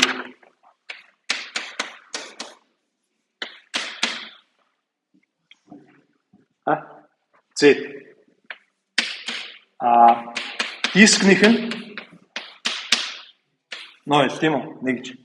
Энийх болохоор бас Z тийм. Бас Z болно. Тэгэхээр одоо эндээс ийшээгээ аль нь явж байгаа? K явж байгаа. Эндээс ийшээгээ J гэсэн явж байгаа тийм. Өөрөөр хэлбэл энийг яг энэний хил болгож нааж байгаа тэр үйлдэлийг нь би J гэж яриад байна гэсэн үг тийм. Энийг яг энэний хил болгож нааж байгаа. Энд чинь одоо диск шүү дээ тийм. Энийг хил болгож ингэж нааж байгаа үйлдэлийг нь K гэж ярьж байгаа. За тэгэхээр K-гийн доор энэ G маань юунд хувирах вэ? Энд байгаа энэ цаг энэ гогцоо биш үү? Дискэн дээр байгаа дискийн хил. Энэ ямар гогцоо? Дискнийхээ хувь. Диск чинь болохоор ганцхан элементтэй бүлэг шүү дээ. Тэгэхээр чинь энэ бол мэдээж тэр элемент нь байна гэсэн үг тийм. Тэгэхээр энэ чинь нэг гэсэн үг үнэ. Тэгээ одоо энэ дискний цагирах чинь энийг хомж болно шүү дээ. Хомоод алга болгоч болно. Тэгэхээр чинь нэг байхгүй. За J-гийн дор энэ юу болох вэ гэдгийг одоо харъя. Гэхдээ эхлээд энэ Mobius-ын цагирган дотор Mobius-ын цагирч гэх юм уу бүслүүрч гэх юм уу тийм. Энэ дотор байгаа энэ Z-ийг төрүүлж байгаа нэг элементийг би бич. Зорч. Тэр элемент нь болохоор нэг иймэрхүү юм.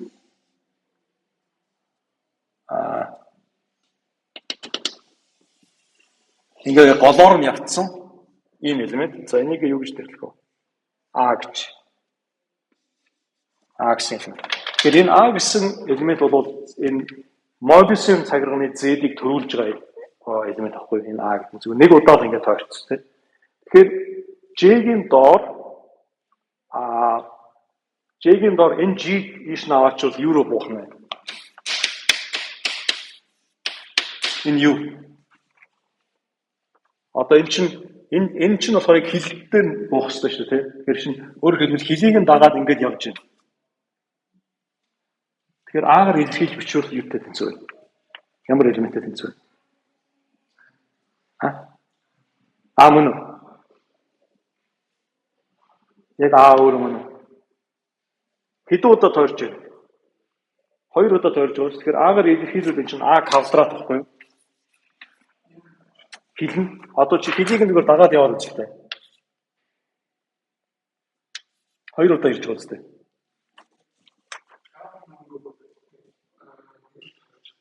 А гэдэг чинь өөрөө зүгээр ингээд дундуур нь явсан юм нэг юм тойрсон зам байна. Тэр нь болохоор энэ Мобисын цагирганы өөрийнх нь тулгуур бүлийг төрүүлдэг тэр цаг тийм гогцоо. Энэ А гэдэг нь болохоор. Тэнгүүд энэ Мобисын цагирганы хилийг тойрч явсан гогцоо нь болохоор А квадраттай адилхан юм байна.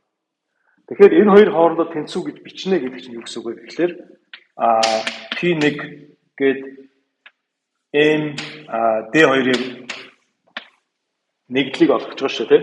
Энэ болохоор юу болох вэ гэхээр Z тэгээд 0 гэсэн хоёрны чөлөөт үржүүл. Тэгээд ямар харьцаатай байх вэ гэхээр тэр харьцаа нь болохоор G-ийн энэ хоёр төр хоорондоо тэнцүү байх хэрэгтэй. Тэгэхээр чинь юу гэсэн үг вэ? A квадрат тэнцүү 1 гэсэн харьцаа байна гэсэн.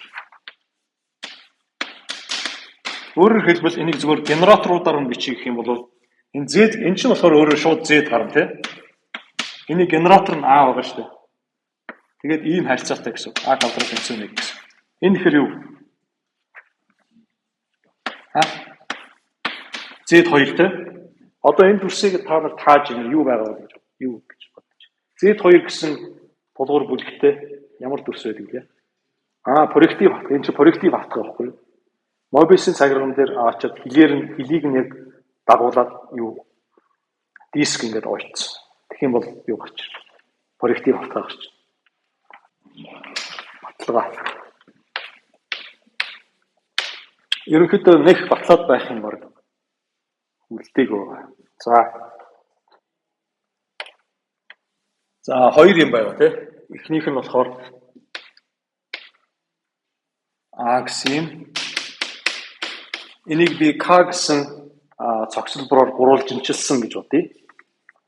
За тэгээд Б гэсэн юм байгаа. Б-г болохоор Л гэсэн цогцлбороор гурвалжинчилсан гэж бодъё. За тэгээд энэ дотроо би мод ургуулна.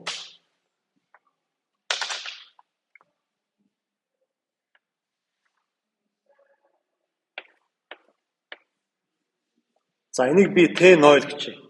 Т0 гэсэн мод нь болохоор энэ хоёрын огтлцлын бүх ороог агуулсан тийм мод. Тэгээд энэ модоо цааш нь нэмж ургуулад юу болох вэ гэхээр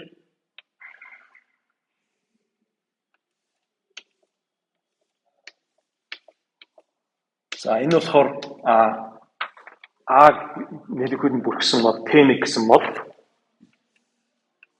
Ийм байна гэсэн үг тийм. Нөгөөх нь болохоор Б-г нэлэхэд нь бүрхсэн мод. Энийг би дундхын цагаанаар үлдээчдэг гэж.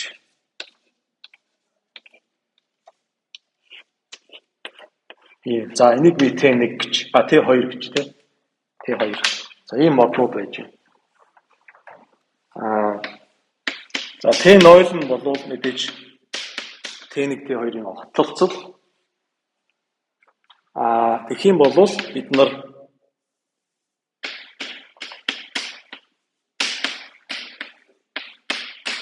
энэ тулгуур бүлгийг зүгээр энэ нэг эрмэг бүлэг байдлаар бичих чадна шүү дээ. Энэ моднуудаа ашиглаж байгаа тийм. Тэгэхээр яаж бичих вэ гэхээр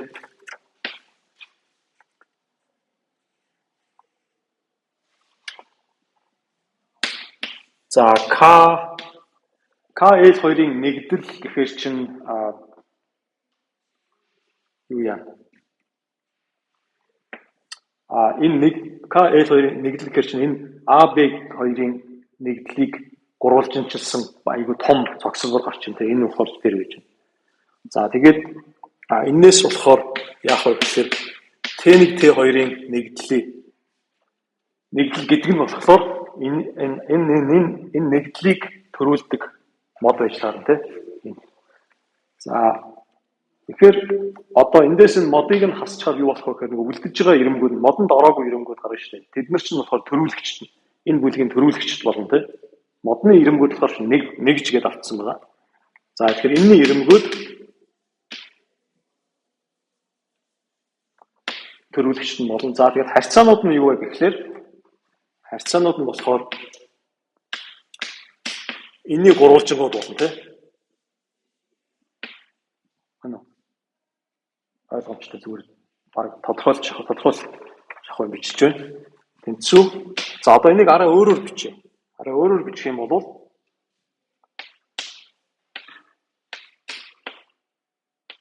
К-гаас хасах нь Т1. Тэгэхээр энэ дээд тал байгаа, энэ дотор байгаа модонд ороогүй ирэнгүүд гарна. Дараа нь L-ээс хасах нь Т2 гэвэл дуут талд байгаа модонд ороогүй ирэнгүүд орно тийм үү? Энэ ирэнгүүд.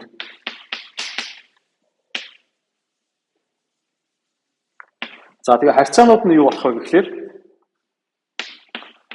мэдээж K-L-ийн гурвалжингууд байна. Тэгэхээр одоо юу болчихоо гэхээр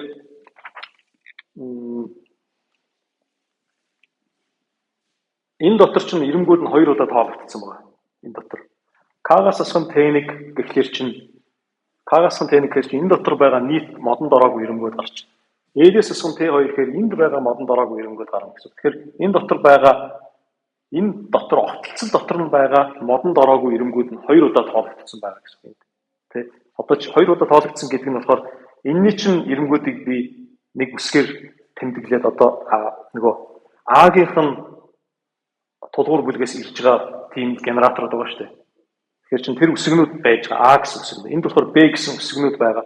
Яг одоо ингээд шууд тэр үсгнүүдийг харах юм бол эдгээр чинь яг адилхан ирэнгүүд энд байгаа гэдэг нь мэдэгдэхгүй байгаа шүү дээ. Энэ ингээд зүгээр генератор байдалтай энэ бүлгийг бичих юм бол тийм. Тэгэхээр одоо тэднийг адилхан гэдгийг нь хэлж өгдөг тийм харьцаанууд энэ дэр нэг болно гэсэн.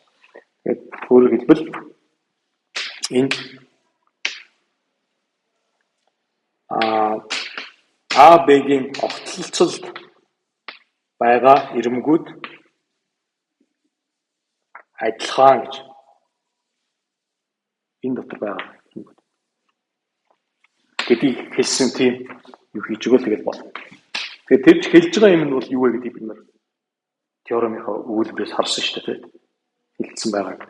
Энд болохоор зүгээр тэрийг тайлбарлаж бичсэн.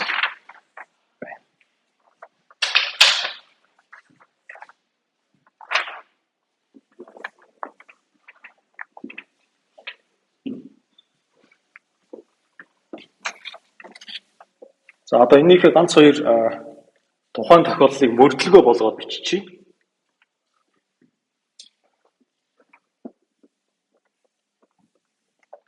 Нэгдүгээрт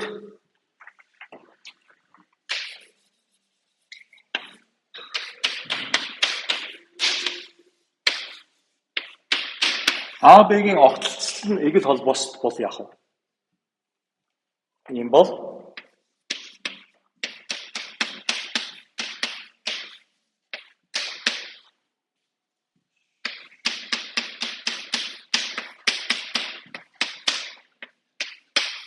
ямар нэг харьцаа байх уу? Байхгүй. Хорш дотор нь ерөөсөө тийм юм байхгүй гэсэн тийм. Бүгдээрээ л нэгж энэ дотор дандаа нэгж байгаа шүү дээ. Мэдээж нэгжтэйгээ адилхан гэдэг нь бол ойлгож байж.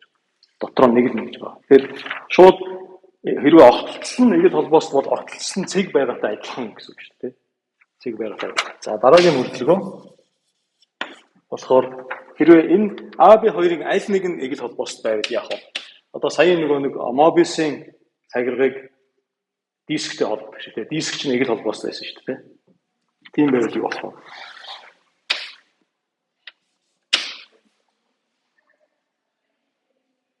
За Б гэж та. Б эгэл холбоостой бол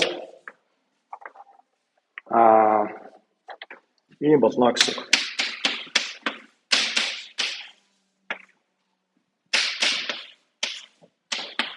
Нөгөө нэг үүсгэгчдэр нь бичиж төрүүлэгчдэр гэх юм уу? Одоо зөвхөн А-гийнх нь бүлгийн юм төрүүлэгч байж тээ. Яг гэвэл Б нь тэргээл болцсон юм чинь. Энэ дээрээс орж ирэх шин тийм үүсгэгч энэ дотор төрүүлэгч юусоо байхгүй. Бетаг байхгүй гэсэн. За тэгээд альфа уучлаарай. А шүү дээ. А нь болохоор төрүүлэгчд. Альфанууд нь болохоор эднийг тодорхойлж энэ бүлгийг А-гийн долуур бүлгийг тодорхойлж харьцаанууд байгаа шүү дээ. За тэгээд дээрэс нь Б дотор мэдээж ямар ч харьцаа байхгүй. Тэгээ одоо юу байх вэ гэхлээр зүгээр ийм л юм байна гэсэн.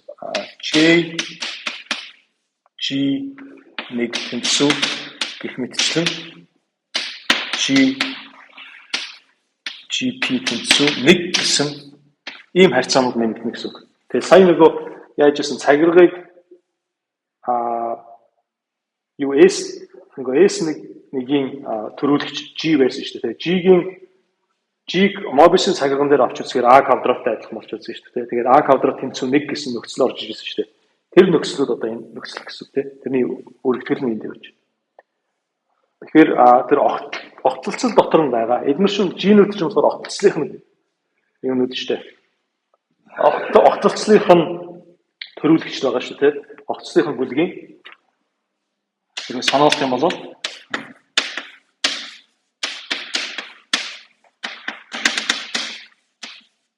за энд нэг том харьцаа ийм байгаа шүү дээ. Тэгэхээр энэ төрүүлэгчдийг нь бүгдийг нь А дотор байгаа мэтээр харахад тийм үү? Харахад нэгдээд тэнцүү байдаг гэсэн нөхцөл энэ тийм харьцаанууд нэмэгдэх ёстой болж таарч. За одоо ганц хоёр жишээ авчихъя. За хамгийн эхлээд хялбархан юуг ингээл та хэдүүлээ S1-ийн S2-ийн тулгуур бүлгийг нь хоёр дискийг ингээд нийлүүлсэн гэж бодох гээд үзье. Хоёр дискийг нийлүүлсэн. Тэгээд дээд талд нэг диск байж байна. За энийг нь би AB гэж. AB. Яг энэ хоорондоо нийлсэн байгаа тэр ирмэг байгаа шүү дээ. За тэрийг нь за S1 гэж. AB S1 гэж. Тийм үү? Хоёулаа юу вэ?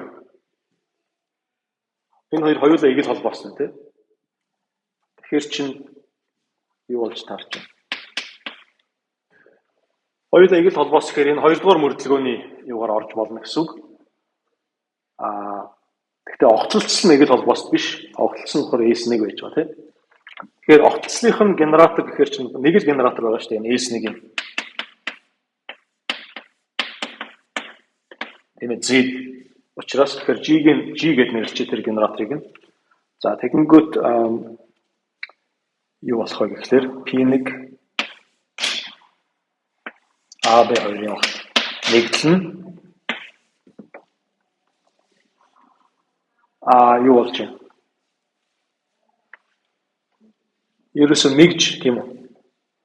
Энэ дотор А-гаас нь ерөөсөө юм генератор гэсэн гарч ирэхгүй. За би яг А гэд биччихье л доо. А гэд тэгснэ зүгээр А тэнцүү 1 гэд ард талд нь нэмчихье те. Энэ хоосын байлгахгүй тул. Тэнгүүд энэ дээрээс өөр юу нэмэгдэх вэ? Одоо энэ А тэнцүү 1 гэдэг чинь эднэрийн гэсэн үг шүү дээ. Альфаных нэг нь гэсэн үг. Одоо юу болох вэ гэхээр G-г одоо энэ дээд талынхын юм дотор байгаа мэтэр үсэх юм бол үзээд тэгээ тэрийг 1 гэж аавна гэсэн үг. Тэгэхээр юу гэсэн үг вэ?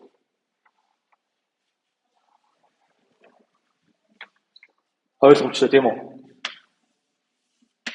G тэнцүү 1 гэсэн юм хоосын юм гэж. Тэгээ эн чинь болохоор trivial бүлэг болчихлоо. За энэс арай жоохон trivial биш юм авъя да. За ийм юм байвал яг R2-ыг аваад эндээс би 2 цэг хасчих. Одоо PQ гэсэн 2 цэг.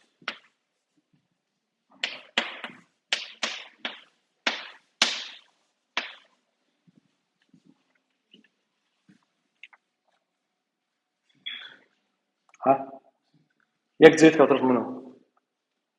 За энийг нөгөө нэг юугаар санаж гэнэ үү? Аажим ихвэлт гэдгийг санаж гэнэ үү? Энийг би ийм юм руу 8-ын тоо руу их гэж болохоор гоц харж гэнэ үү? Тэ? 8-ын тоо гэдэг чинь юу вэ? 8-ын тоо гэдэг чинь 2S1-ийн баглаа болж байгаа шүү дээ. Тэгэхээр юу гэсэн үг вэ?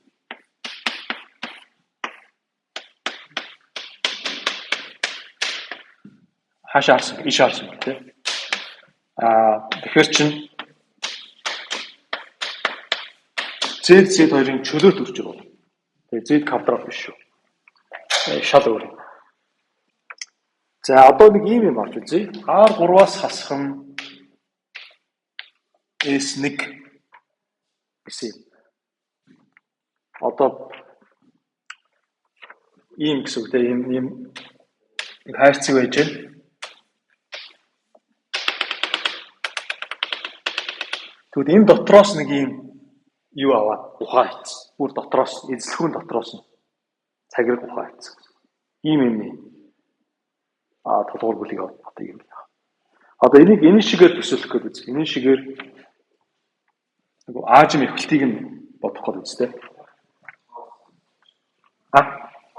Тоороос болно гэж бодож байна. За одоо энийг ингээ эхлээд би бүр юу болгоч юм. Гадна байгаа ямиг нь цул бөмбөрцөг болгоод тийм ээ. Тэгээд цул бөмбөрцгөөс би дотроос нэг юм цагираг авч хайж байна гэж байна. Тэгэхээр энийг одоо жишээлбэл ингээд жишээлбэл энэ нэг хавтгай шүү дээ. Энэ экваторын хавтгай. Экваторын хавтгайгаар огтлцлыг нь харуул иймэрхүү юм болно гэсэн үг шүү дээ. Дээрээс нь харуул ийм юм байна гэснээр энэ юу ч юм болохоор хоёр цэгээр ингээд огтлцлоод орцсон байгаа шүү дээ. Хоёр цэгээр ойлгож байна те. Ийм ингэж нэг яваа цаагуур нэг явсан байна. Ийм юм байж. Тэрний зүгээр огтл. Одоо нэг экваторын хавтгайгаар нэг огтлцсон байгаа тэр огтлцлыг бид харж байгаа. Энэ дээр зурсан байна. За тэгээ ингээд харах юм бол юу болж юм гэхээр одоо энийг ингээд эргүүлсэн гэсэн үг л дээ. Босоод инхийг тойруудаар эргүүлэхэд яг ийм төрс гарч ирнэ. Ингээд эргүүлэхэд. Тэгэхээр энийг би юу хийгээд аажим эвхэлт хийх юм бол иймэрхүү дүрс рүү очих юм шиг санагдаж байна уу? Ийм өө үсэг шиг хажуу тишээ харсан өө үсэг шиг дүрс. Тэрнтэй яг энэ хавтгай дээрх нь адилхан. Яг 8-ын тоо шиг болно тийм. Гэтэ энэш ингэж тойруулж эргүүлнэ шүү дээ. Тэгэхээр юу болох вэ? 3 хэмжээсээ өө үсэг шиг юм гэсэн үг тийм. Ингэж тойруулж эргүүлэхээр энд юу болох вэ?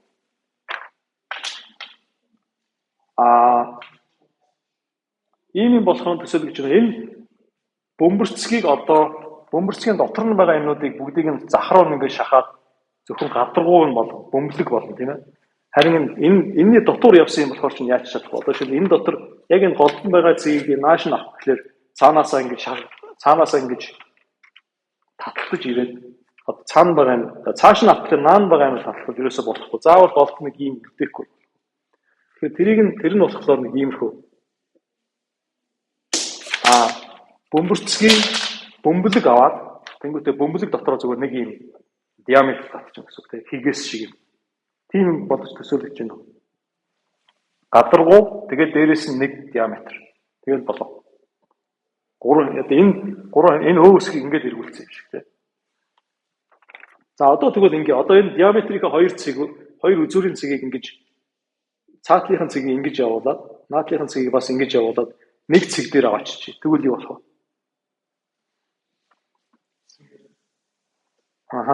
Цагираг гэхдээ одоо шил яг нэг энэ цэг дээр холбогдсон нэг юм байна.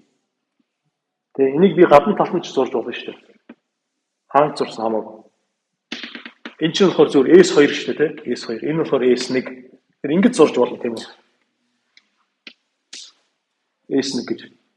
Тэгэхээр одоо энэ хамгийн анхны юмны маань P1 хулгуур бүлэг юу болж таарав?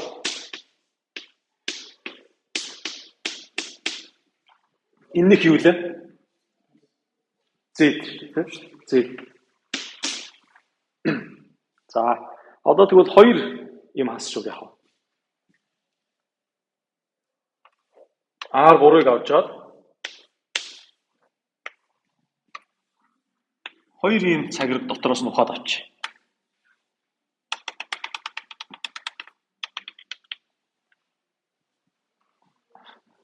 Одоо энэ тэгээ төслөөгөр зурх гад үзье.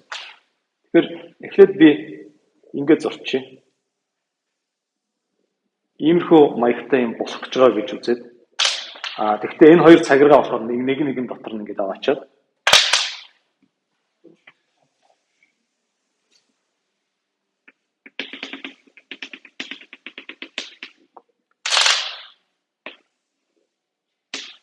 Ингээд зурч та энэ дотор энэ одоо цул дүрс шүү дээ тийм. Тэгээд цул юм дотор ийм хоёр юм дотороос нь ухаад авцсан хөндөй гэсэн үг.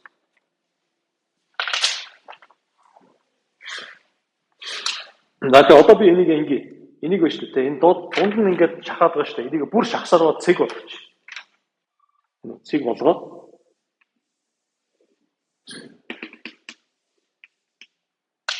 Тэнгүүтээ энэ юу болгон дотор нь яг энэ байгуулалтаа хийж болно шүү дээ. Саяхан адилхан юм. Тэнгүүт юу болох вэ гэхээр ийм хоёр юм тэгснэ эндээс нь ингээд юу ятсан. За эхлээд ийм болгож болно. Тэнгүүтээ хоёр диаметртэй тий. Хоёр диаметртэй. За дараа нь яах вэ гэхээр энэ хоёр диаметрийн энэ цэгүүдийг нэгж татаж авчихсан бол энэ цэг дээр аваад бүгдийг. Тэгэхээр яах вэ?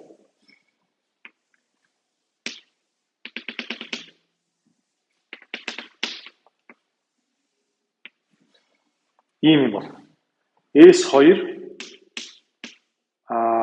S2 S1 S1 гэсэн төрсөн. Дөрвөн нэмийг очоод нэг цэг дээр ингээд яатсан, баглагдсан тий. За тэгэхээр чинь энэний за анхных нь энэ хоёр нэмийг би А Б гэж нэрлэчихье.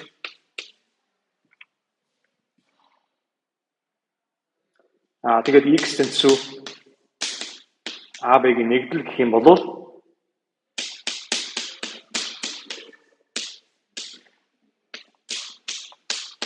энэ хоёр бүгжний хоорондоо холбоогүй саланх байгаа хоёр бүгжний R3 акторгуудах гүйцэтгэлтийн тулгуур бүлэг гэдэг юу болох вэ? Z хоёрын чөлөө төрж болно тийм. Энэ хоёроос нь гарна шүү дээ чөлөө төрж өрнө. Эдгээр нь болохоор тривиал болч тийм. За ийм болох нь. За сүүлийн нэг жишээ. Одоо энэ хоёр бүгжөө хоорондоо ингээд яатсан. Ингээд гинчиг ингээд холбогдсон. Ийм байвал яах вэ? Хэрвээ тийм байвал энэ чинь ингэж салгаж хоёр юм дотор оруулах чадахгүй шүү дээ тийм. Тэгэхээр өөр болно гэсэн. Одоо ийм байвал яах вэ?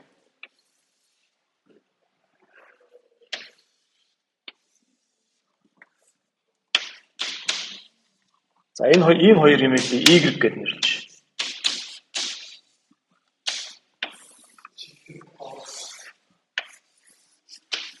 Жинхэнэ тоороосоо. За би энэ дээр нэг юм томоор зурах гэдэг үзье. Гадна байгаа имийг нь би ийм нэг юу болгоцсон, бөмбөрцөг болгоцсон тийм. Мэдээж хязгаарууд байгаа цэгмийг бүгдийг ингээд татаж авчираад ийм болгочихвол шүү дээ A3-ыг. За A3-аас хасах нь Y гэсгийг бид нар сонирхож байгаа. За тэгээд дотор нь байгаа цаглагнуудаа одоо ингээд зурах гэсэн. Ийм хоёр цагийг ярьж байна тий. Одоо тэгээд цаглагнуудаа би яг гоёор байрлуулсан. Энийг нь яг нэг цаглагын энэ жижиг цаглагыг нэг экваторын хавтгай дээр энийг нь болохоор яг босоогоор ингээд байрлуулсан тий. Гол нь бөмбөрцөг яг гол гэж байрлуулсан. За одоо энэний юу гэнэ гэж төсөөлөж байгаа шүү дээ. Яг энэ хоёр цаглагыг бөмбөрцөг дотроос ухаад автсан гэж төсөөлөж байгаа шүү дээ. Тэр дүрсийг одоо бид нэр яаж юу яах вэ?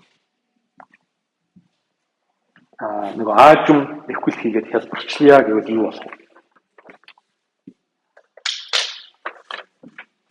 За тэгэхээр би энэ дээр нэг юм зураг зурчихъя. Тэгээ энэ тоороос нь болохоор энэ том цагиргаа яг ингээд дагаад өөрөөр хэлбэл том цагиргаа жоохон би өргөн болгоцсон гэсэн үг тийм. Жоохон өргөсгөөд биетэй болгоод тэнгуут энэ ийм тоороос гараад ирнэ. Тэгэнгүүт яах вэ гэхлээр тэгээд энийхээ дотор араа хүрээгүй тийм юм байж штэ. Тэгээ энэ болохоор яг тоороосынхоо гадна талаар нэг явцсан. Тийм. За одоо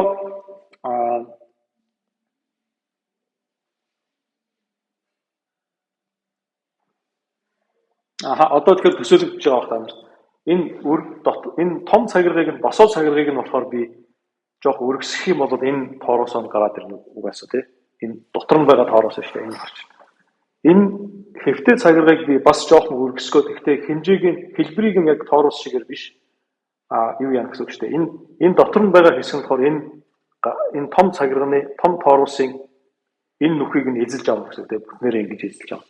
Энд байгаа хэсэг нь болохоор энэ гадна талд нь байгаа бөмбөрцөг бөмбөлөг тэгээ дотор талд нь байгаа энэ тоорос хоёрын хоорондын энэ зайг бүхлээр нь эзэлж авах гэсэн. Энэ талаар энд нь байгаа нэг хөндөй байгаа. Тэр нь бас тоорос шиг байгаа. Тэгээ энэ бөмбөрцөг дотор байгаа. Гэхдээ энэ дотор талын тооросын гадна байгаа хэсгийг харах юм бол яг энэ хэвтэй цагирыг дагсан тийм бас нэг тоорос шиг юм байж байгаа. Тэрийг харж байна тийм. Тэгэхээр энэ хоёр хоорондоо одоо энийг яаж зурж болох вэ? Гадна талд нь S2 байна тийм. Энд нь юу вэ? За би нэг нь тоороос T2 гэж тийм. Тэгэхээр энэ дүрс маань ямар дүрс вэ?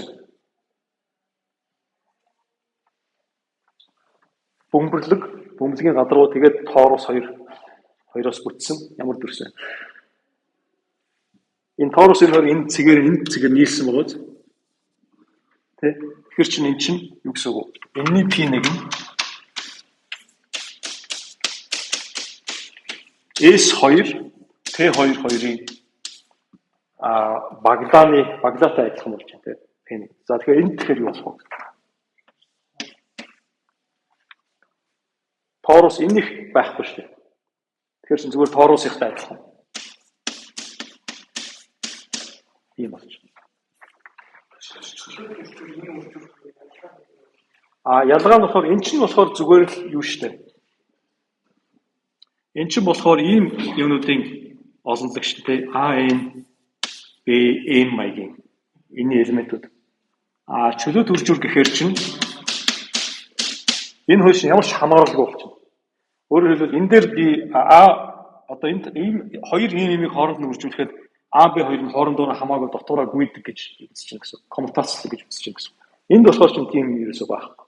Дотоор нь явж чадахгүй. Тэгээд тэндээ ингээд гаццсан. Баах олон иймэрхүү юм бол болчихно.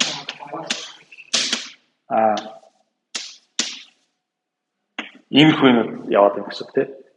Яг дотор нь заавал ингэж ээлжлэн гэдэг нь бол мэдэгдэж байна. За эхлэхдээ болохоор А-гаар юм уу Б-гээр эхэлж болно тийм. Тэгээд дунд нь байгаа юмнуудыг мэдээж А-нууд нь хоорондоо бол нийлнэ. Гэхдээ А, Б хоёр хоорондоо ямар ч юу болчихно. Иймэрхүү юм байна. Тэгэхээр энэ бол айблын биш, энэ айблын бүлэг болж байна.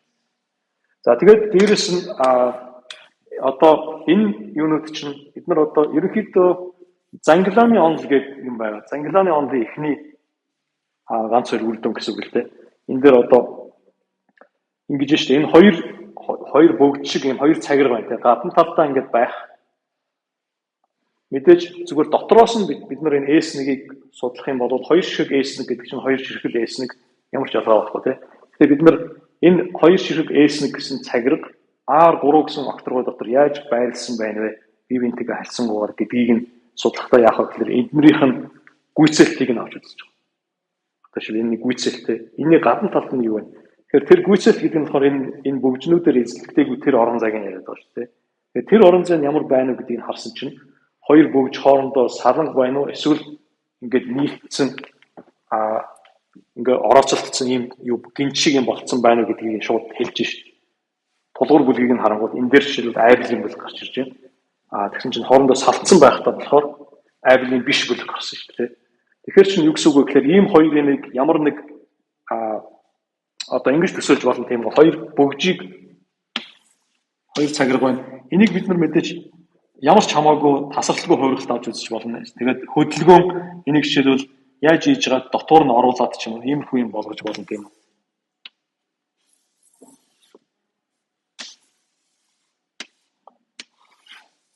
Иймэрхүү ч юм уу юм болгоод яаж хийж байгаад ингээд баахан хөдөлгөөн хийж байгаад дотоороо ийм саланг байсан хоёр юмыг гинтхэн ийм болгочдөг. Тийм байж болохгүй гэдгийг хэлж байна тийм үү? Хооронд энэ хоёрын тулгуур бүлэг нь өөр учраас тэр хоёрын хооронд тасралтгүй ийм хувиргалт байж болохгүй гэдгийг хэлж байна. Тэгээд хоорондоо үндсээр ялгаатай юм гэсэн топологийн хувьд.